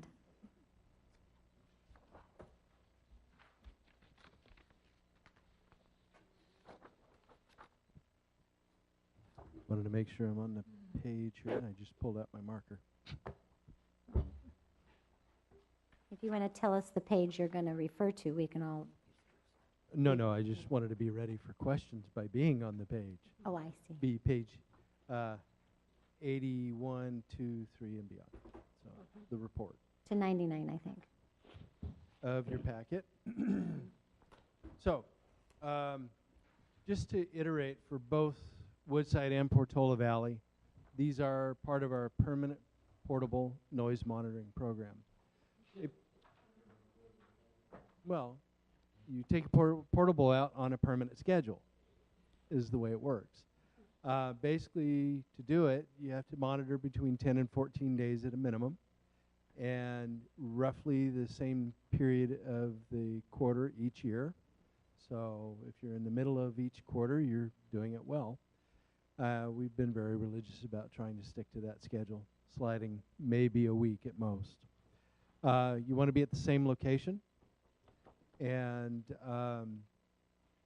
the two locations for Woodside and Portola Valley are at the SFO, the Woodside FAA navigation beacon in Woodside, and on private property down in Portola Valley. We have a very generous resident down there willing to allow us to place a noise monitor there.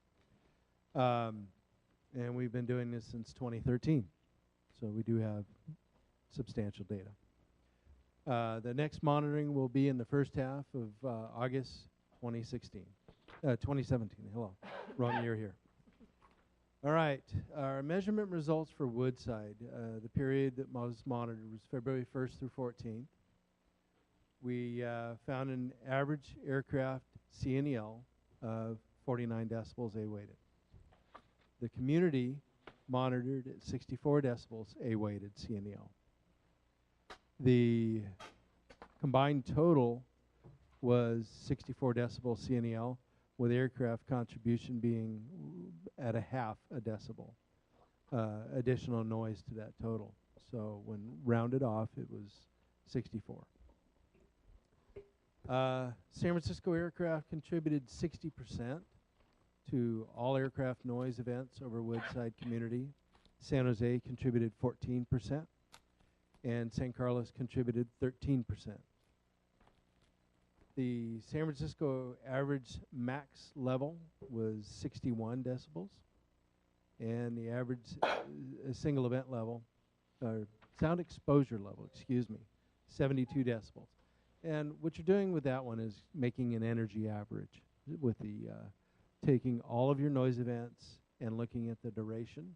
You then place them into basically imagine a beaker of water. If you had two different shapes of beakers and then you had two graduated cylinders that are exactly the same, took the first noise event, poured it into one, took the second, poured it into the others. So you basically have the same measurement system you're looking at, and it's an energy average. 65% of the SFO aircraft were arrivals, as we expected, being oceanic. And the 6,000, 8,000 foot altitude range average was 7,200 feet. Daily average night flights were 14 from 10 p.m. to 7 a.m.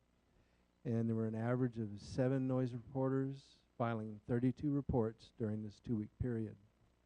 Nighttime reports between 10 p.m. and 7 a.m. accounted for 30% of all the noise reports during this period. Okay, thank you. Members, any comments on this? One of my comments, while I let everybody think about it, is why then, Bert, do we have so many more noise complaints of residents in the nighttime hours? From your report, it seems like there's not a lot of increase in, CNEL. So how can we modify that? We've been working on this nut for many years now. Yeah. And we have been successful about getting the average altitude up at nighttime. Mm. The issue is that not all flights can do it. Mm. We have found with the Oakland arrival, depending on the time of year, it slips in and out of ability to do it, because while we go into the daylight savings, that flight stays at the same time. So it stays on the clock at the other end of the world. So we've noticed items like that. We've also noticed items such as the competition, in particular during the summer months, the Hawaii flights. Everybody wants to go to Hawaii. Okay. And so those flights do contribute a lot to the early morning noise between 4 and 6 a.m. I remember a while ago we were looking at it, and between Maui, Oahu, and the Big Island, there were 8 airplanes coming through within an hour's time frame at different altitude stacks. Ann, did you have anything? One of the questions, and obviously this relates to both Woodside and Portola Valley that's coming up next, and it's probably a little more dramatic in Portola Valley, really does relate, Bert, to the hours. Mm. And if you look at the chart that's about to follow on Portola Valley and compare it to Woodside, it's even more dramatic in terms of how many of the noise exceedant events in these communities, because they're rural, obviously, and they have, as was articulated by Ramon and by Jennifer, varying altitudes. But if you look at page 103, packet page 103, which is table 3, and now this is Portola Valley, but it's similar to the Woodside one, between 5 and 6 a.m., there's a huge spike. Yep. And also there's a concentration, everything from 6 p.m. on into midnight with a little bit of relief. So the number of flights that have been concentrated into the late evening and early morning hours are quite dramatic. That's the Woodside chart, I believe, and page 103 is the Portola Valley chart, the same chart, charting the same thing. Mm-hmm. Both of them are clear evidence of a major portion of the problem we've been experiencing, and I think to Ramon's point as well, clearly the altitudes, and again in the Portola Valley report on the following page, you see that 81% of the altitudes being flown are less than 8,000. So there's really been probably no improvement, and with the increased volume and the concentration of flights in those late night, early morning hours, there's where you're getting the pushback from those communities, our communities. I'm not arguing with that at all. We'll state that the agreement for the 8,000 feet was oceanic arrivals, I agree. flights coming in over the ocean. Now, the difference with Portola Valley is Portola Valley actually sees more flights that are vectored off the surfer arrival and then vectored around to be brought on to final. Mm-hmm. So, totally different animal. They will be lower. We know it already. So that 8,000 feet is not something that is currently applied to Portola Valley. Now, I know. once I know that.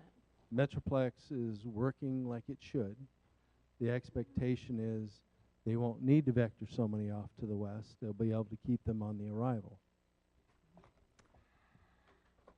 However, Bert, I sat in all those select committee meetings, and they said clearly, Glenn Martin, that vectoring is here to stay, and that is part of the system.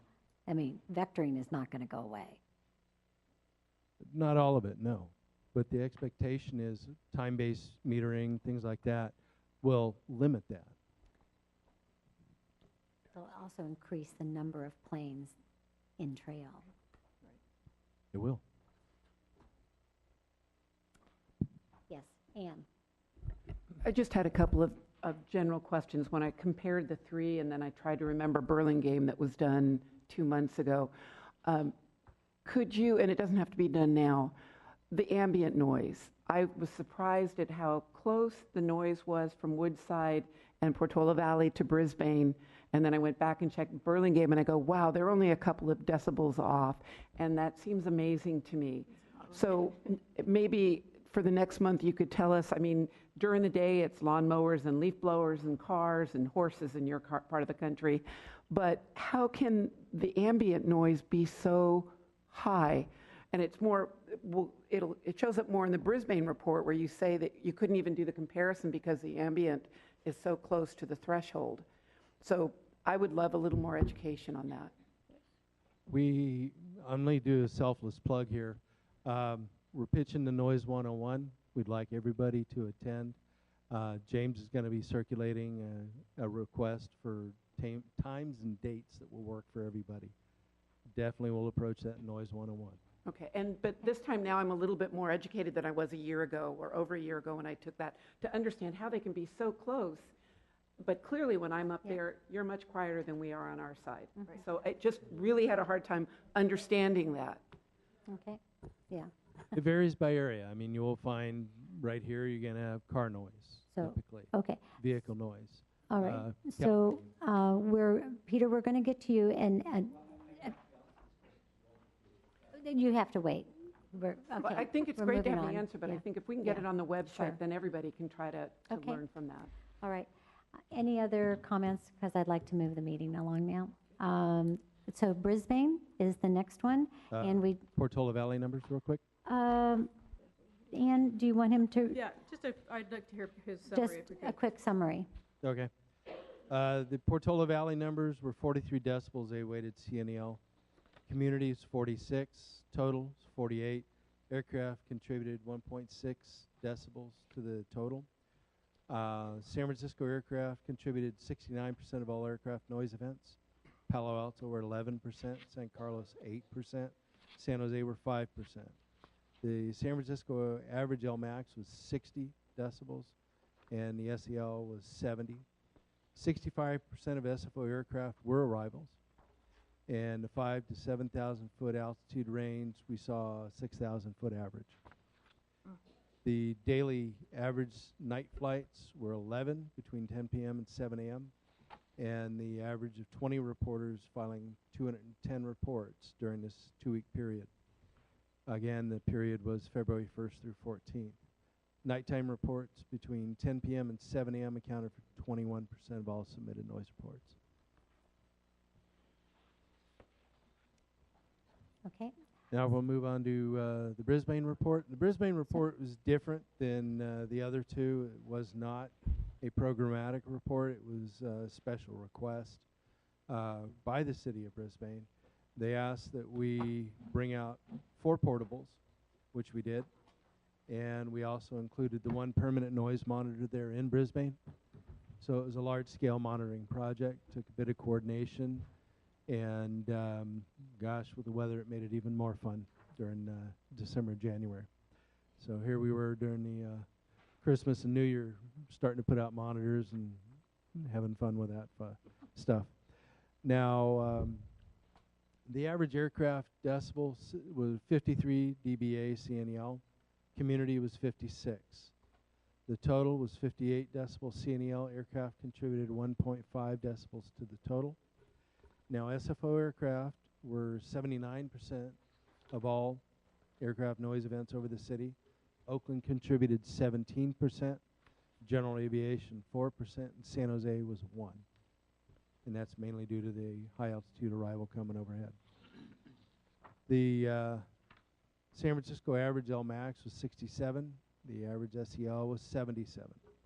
90% of aircraft noise events were SFO arrivals.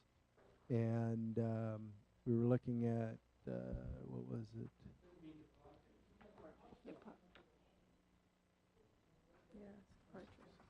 Correct. Sorry. My mistake there. These are my notes and I did them wrong. Departures. The daily average night flights were 11 between 10 p.m. and 7 a.m. And then we had 38 reporters with 1,958 reports for this measurement period. And let's see, I think we were looking at 31% The nighttime reports between 10 p.m. and 7 a.m. was the total accounting. Okay. So we have two speakers for the Brisbane report. Let's go with Jay Patel first from Brisbane.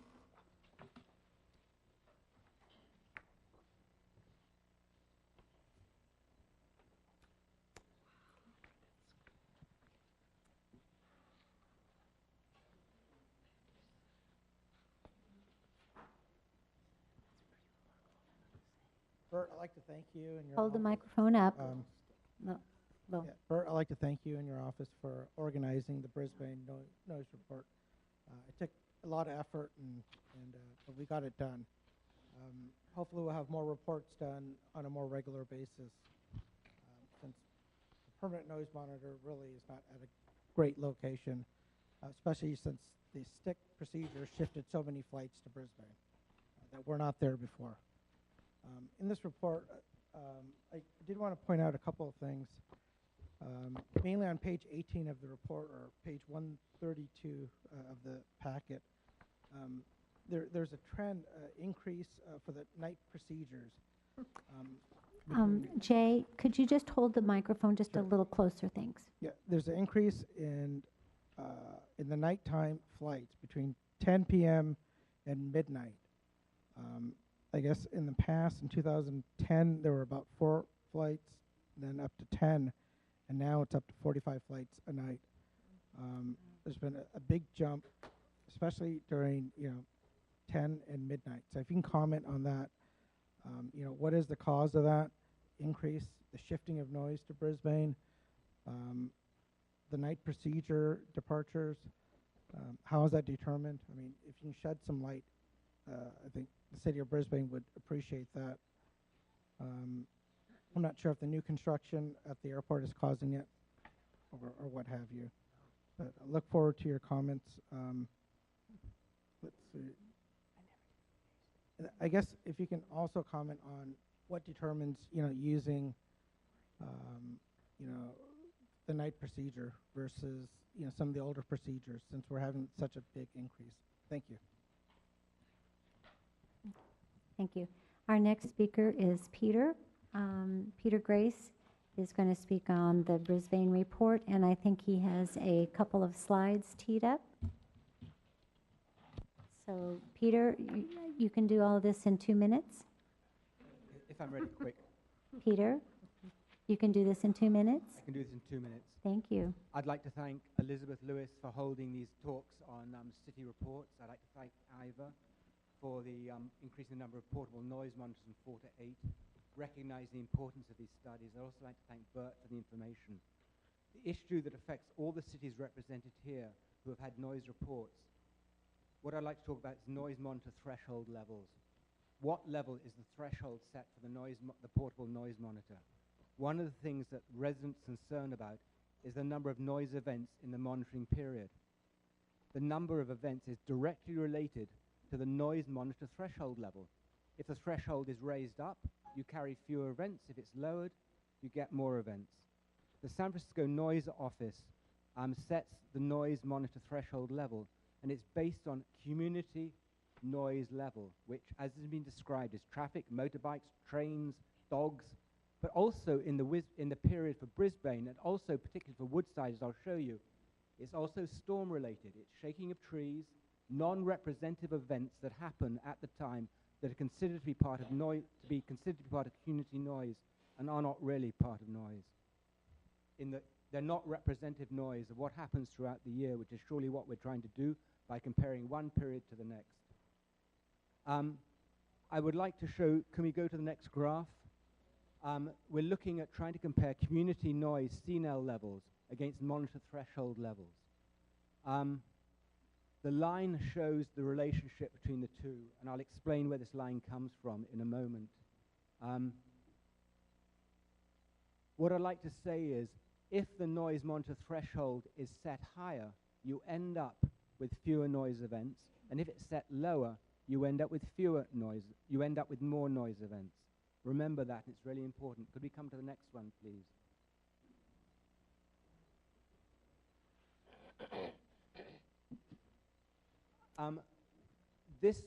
The red line was the same as the line before. This is the trend line taken from Excel of these respective cities, of 9 cities, noise events reports that were done.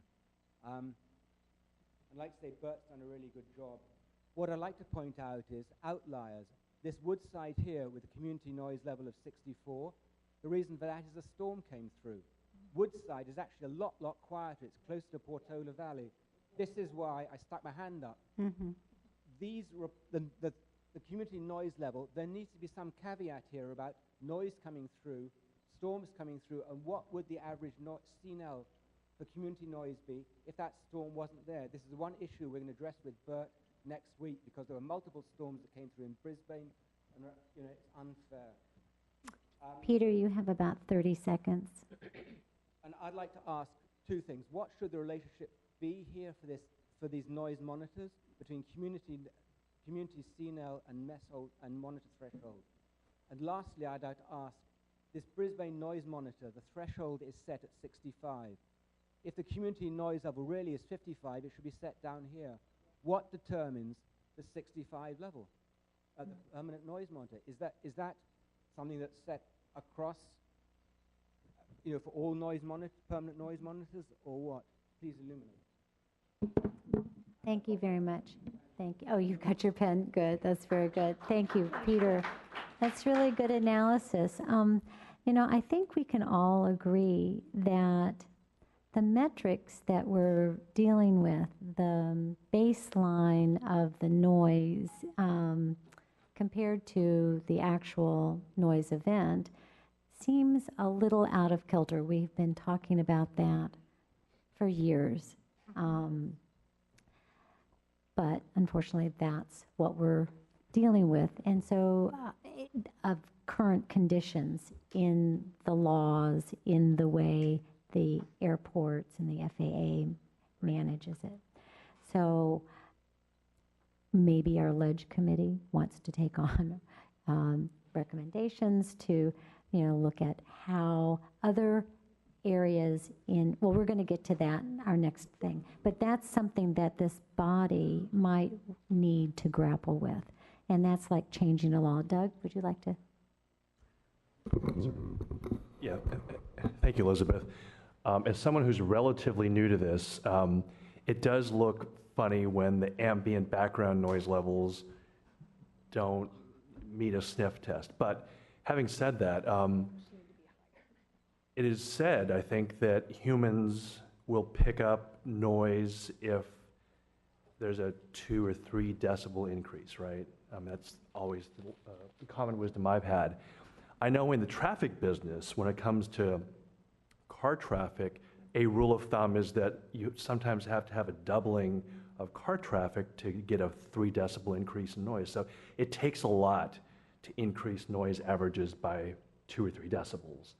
So I guess I'm not surprised that what we're finding here is that the increment of noise from aircraft, when you average it out, is less than 3 decibels. I mean, it sort of begs the question, how much constant aircraft activity would you have to so I mean, the CNEL is different than nuisance, right? Because nuisance, you hear when a plane flies over, but when it gets averaged out, so I don't really have a question, it's just an observation that CNEL is very different than what people here are concerned about, which is nuisance. Of course. Yeah. And so I think we all acknowledge that. I think we do. We all acknowledge that. And efforts to make our planes fly quieter, as Ramoon said about the vortex generator shields. I know United Airlines voluntarily have pledged to implement that on their, but it's a long process, because to do it, you have to take an airplane out of commission and really, work on it. And every airplane that I know in the United Fleet is in demand at this point.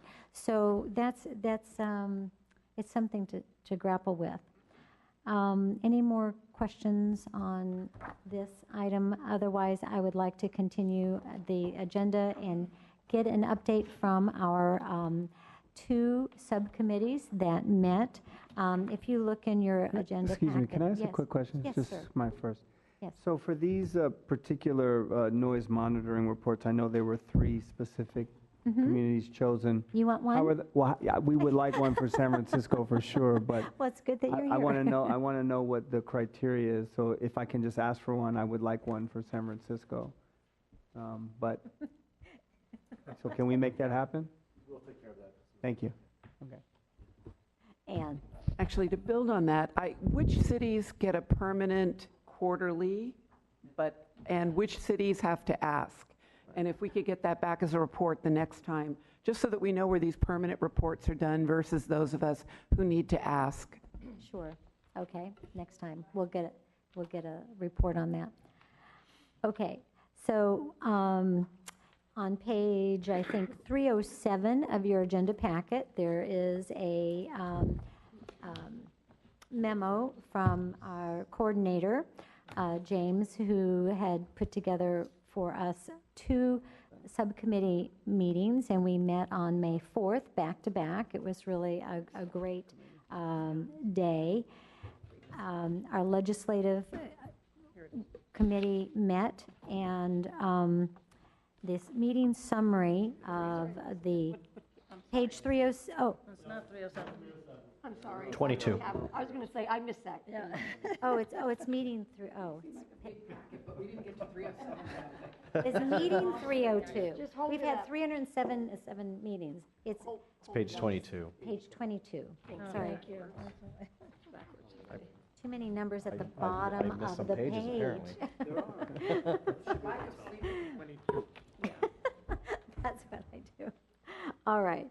So the legislative committee, the roundtable members that were present was myself, Sue Degree of Pacifica, Janet Borgens, Redwood City, David Takashima, City and County San Francisco Mayor's Office, and then we had on the call Bert and Kathleen and Linda Woolen from Supervisor Pine's office, and Glenn Morse from United Airlines, and of course James was with us. And then we had a couple of members of the public, Jennifer Landisman, Palo Alto, and Reva Rebbe Kent of Save Our Skies East Bay. So we really discussed how we're going to do the legislative committee, and it's summarized here that what we think the best bang, we kept thinking, what legislative body has the most impact on the FAA? The Congress, right? So Kathleen is very tied into the Congress women, and so she has provided our Congresswomen here are very active. Congresswoman Spear and Congresswoman Eshoo in something called a Congressional Quiet Skies Caucus. She sent, and so Kathleen summarized. Yeah, you want to help take this around. Pass this around. So she sent me a list of all the Congress people who are on this caucus, okay? So that's the first page of this little packet. Do you not have one? Yeah, I've got another one. Thank you. I've got many. And we'll post this on the website. And so one of the things is that Kathleen indicated to me in an email, and now I've lost it, but that in 2017, not 2007, January 2017, they introduced a HR 598 bill. It's called the Airline Impacts Mitigation Act.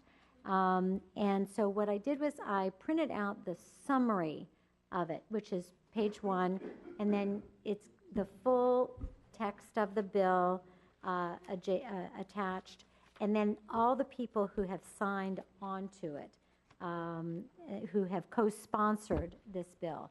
So this is a bill requiring the FAA to enter into an agreement with an eligible institution of higher education to conduct a study of the health impacts And I know that that has been a big concern of our residents here and of our members of the Roundtable. And so this is something that our Congress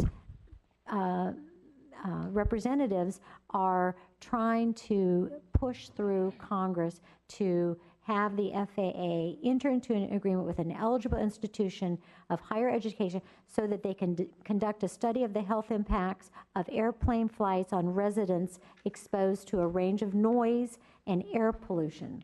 So this is good news. This is proactive good news. It's not going to happen like tomorrow. The bill has not even gone through committee yet, but it is a start, and you have it here that you can read and understand and get a sense of who else has signed on this and co-sponsored this bill. There is a second one that was just introduced May 18th. So they're continuing to push forward, and it's HR 2539, which is the summary of that says that, well, there's no summary. There's no summary yet. It's being formulated, but you've got the whole text. And it's to reestablish the Office of Noise Abatement and Control in the EPC and for other purposes. Well, I think that's optimistic at this point. Did that one pass already? No, it hasn't passed. No, it was just introduced May 18th. So this is like hot off the press, right, Kathleen? Yeah, I mean, this is, but you get to see also all of the other co-sponsors, from California, Washington, New York, Massachusetts, Illinois, and I guess, so what the legislative subcommittee is doing, we elected a chair, which is, I appointed a chair. Janet Borgens is the chair, and Sue DeGree is the vice chair. They are going to continue to meet on a regular basis and look at all of these other Congress people throughout our nation and their districts and connect with those people and their constituents to see what is going on in their area so that we can share information and see how we can move this along in some shape or form. Does that make sense? Sue? Yeah, I think that, going along with our SFO Roundtable mission, which is always on the beginning on page 4, is that we as electeds are here to hear the concerns of our public.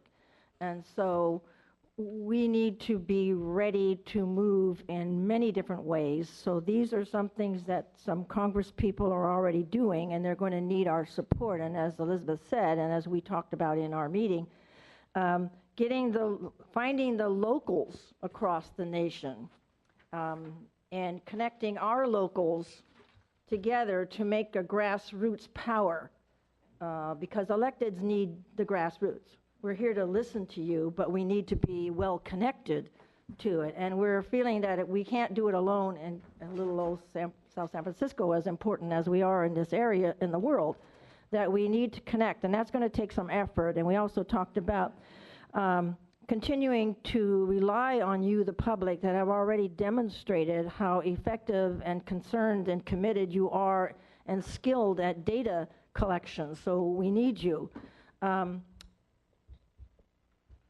My personal opinion, and I think that of many, we already have enough health data. But if that needs to be there, then okay, so let's have that parallel thing. But in the meantime, we want something now. We've been talking about now, and we're going on, 2 years? So now has a funny kind of a definition. So we think we're moving towards the public power across the nation, and we're going to need your help, public, to be able to connect with that carefully and quickly in order to be a force to be reckoned with. And on page 4, what came to me as I was sitting here, I watch Sacramento, the Assembly and the Senate all the time, and also periodically the nation. That was a little harder, but anyway. they sit across and they ask, and so on page 4 it says, it provides, meaning SFO Roundtable, provides a forum for the public to address local electeds and airport management, FAA staff, and airline representatives regarding aircraft noise issues. So I'm thinking that we are the electeds listening to you, but we should have over there, so we can be questioning and getting answers, representatives. So maybe our legislative committee can talk about that. Maybe the subcommittee can host meetings with and as I said, coming in here tonight on 88.5, you clever people on podcasting can go to 88.5. It was on at 6:45. They were mentioning LAX, which is bigger, but they were saying, and I didn't want to put you on the spot, but one of the reasons they work well is that no airline has more than 20%, and that makes it competitive.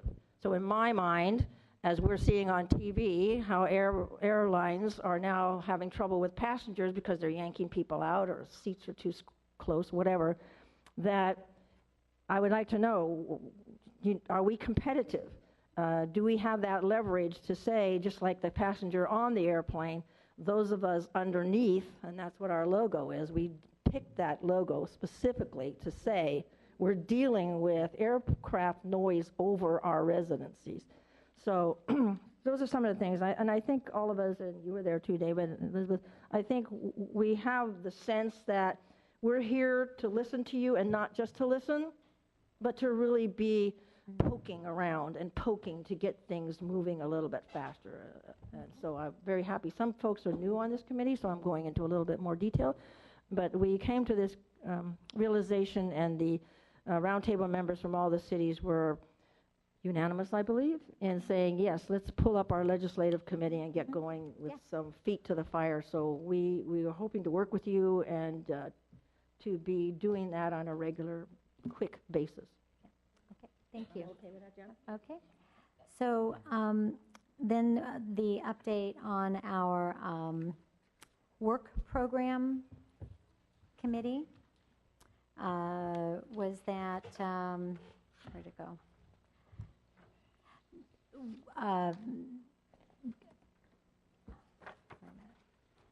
Oh, here it is. Yeah, page 24. Right. On page 24, there's the list of some of the subcommittee items that, for the work plan that we discussed, that we are going to integrate into our overall work plan for the next year. One of the things that we are hoping that our technical consultant can help us with is to flesh these out and put it in a document that we would then bring back to the roundtable in July. Any other addition on that, James? No, I think that's it. Okay. I think we're going to try to convene both of those both of those subcommittees in July. Mm-hmm. So try to do something similar to what we did last time. We'll do a legislative in the morning and working group in the afternoon. So. Okay. So then the other thing, so going on to the upcoming technical working group, operations and efficiency subcommittee meetings. So our technical working group arrivals, the departures, since we have not received our FAA response, whether or not it's critical to put together another meeting for that right away, or if we at least want to hold a meeting kind of mid-July for that. Yeah, that's what I was thinking. I think mid-July would be an appropriate time to do that because, one, it would probably give us a little bit more time to see if a response comes in, but it also gives us an opportunity to onboard our new consultant to participate in those meetings, which I think would be very valuable. Right, because his contract has to be approved by the supervisors, and so that's not going to happen until July, correct? June 27th is the next meeting that we'd have an opportunity to have the Board of Supervisors approve that contract. All right. So stay tuned. I think we're going to be sending out emails for all members that want to be part of that to meet for the technical working group. And that's all I have. Other matters, any member communications, announcements, any fun things? Glenn? Thank you, Madam Chair. I just wanted to make a couple of announcements. First of all, I'd like to thank the legislative committee that we've just formed, especially with the information that you've just provided. It made me feel very optimistic. I know there's been many folks here in the public, and of course my colleagues here on the board who have been here much longer. And, you know, I haven't, and I felt, you know, are we just spinning our wheels here? But it was very optimistic to hear about the legislative committee. The legislation is going to be looked into and put forward. But I also wanted to make mention, and I just learned about the grand jury report that was done regarding jet noise in 2009 and 2010. And when I found out about it, I went through it and read some of the items, and I'm wondering if this board has worked towards going through the items that were recommended by the grand jury. And having not been here in 2010, and with Honorable Pine here, one of the recommendations was to have someone from the Board of Supervisors be part of this board, and I see that was done. I want to talk about Daly City, to which I represent, and for a while, Daly City did not have a representative, and it was suggested that we come back to the table. And in addition, it was also recommended, especially to get the public involved, to form a Citizens Advisory Committee to work not only with Daly City, but Brisbane, Millbrae, San Bruno, and South San Francisco. What I am saying is that we look and not forget the grand jury report and review that and just see if we were still, or if we are still on course with what was recommended by the grand jury. I personally, after reading that report, have contacted my city manager and says, I would like to form this committee as soon as possible, because it's the public, and as one of my colleagues said, they're the ones that are skilled. They're the ones who, if we put our heads together, let's not recreate the wheel, and let's all work together. And as you said earlier, Madam Chair, we are not your enemy. So the whole idea is that we all work together, and let's keep moving forward. I have renewed energy as a result of this. So that's the comment I wanted to make, and thank you so much for the opportunity. Perfect, thank you. And anyway, how about Ann and then Harvey? Yes. Since Glenn brought that up, in the reports today, they talked about a Wiley Acoustic Group 2001 study, and it talked about low decibel, low frequency noise. Could we get those of us who are interested, could I get a copy of that report or where to find it? It was 2001 study, Wiley Acoustic Group. It was talking about backblast noise, and the end summary in the report was how they've gone to Class 3 engines. But I'd like to read the base data on low frequency noise. So, excuse me, Ivar has something to respond. Yeah, we have that report. I believe we provided it to the Roundtable about 6 months ago. That should have been distributed to the Roundtable. So we will get a new copy to make sure all the members get a copy of the Wiley report. We used to have it on our website, sir, and we're looking to get that back up on there. And we'll definitely provide another copy to James. Sure. James can put it on the website. Sure. That'd be great. Thank you. Okay, Harvey, quickly.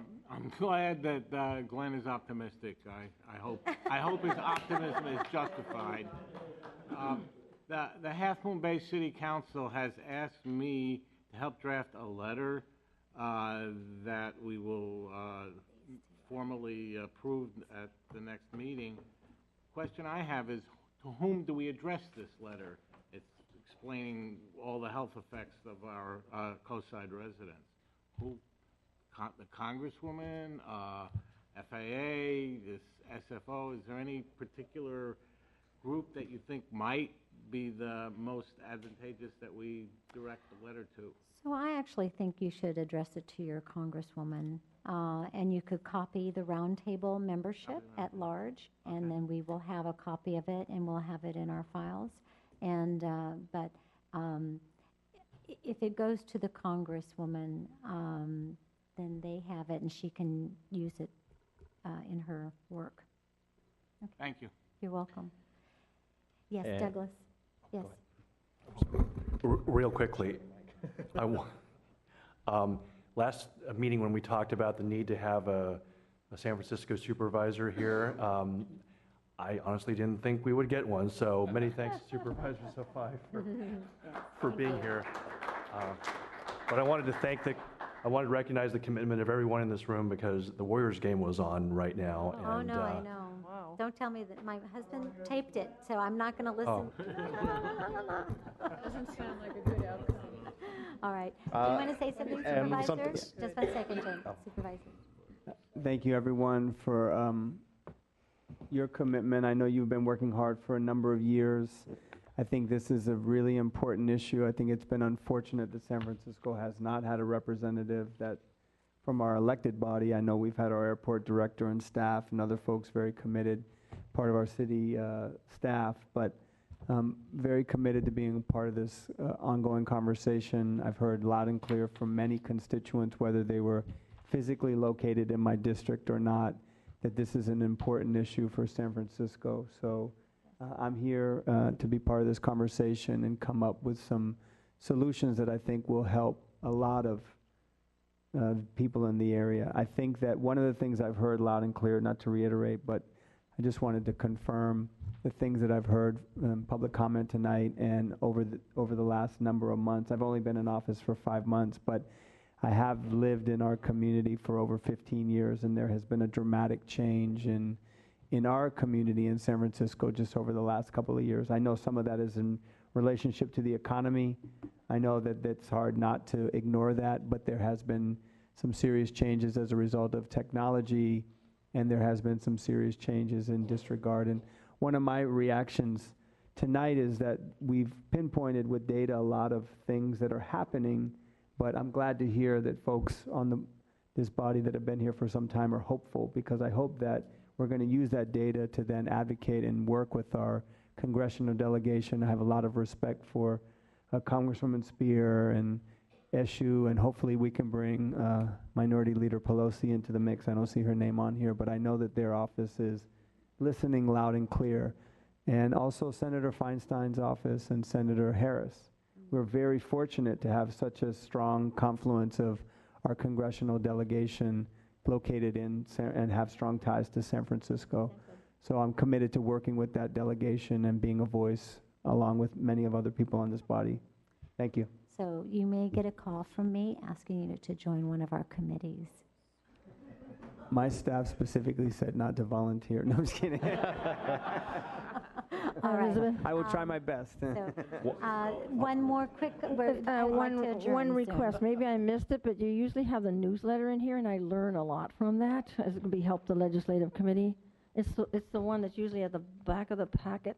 Oh, the last page. you know, I spent so much time putting together the wonderful color photos. So that you we didn't just, sneak that one not in that there. you've eliminated it. You just didn't get. I could send you. I would appreciate. I learn a lot from that. Yeah, no, I could send a group the latest copy that came in last week. All right. So one last one here. As Bert mentioned, we do want to put together a Noise 101 where I will grab those who have not been in the last year, and I will convince others who have been on the roundtable to attend for a refresher. It's usually a half day that we do at the airport, and sometimes Bert might be able to sneak us up into the tower. So it's really informative. Everyone should do it. Well, he'll send out, he'll poll us. I'll okay? poll everybody so for that. Respond. So just as an FYI, be expecting Okay. that. Thank you all. I'm adjourning the meeting. Thank you very much. Thank you.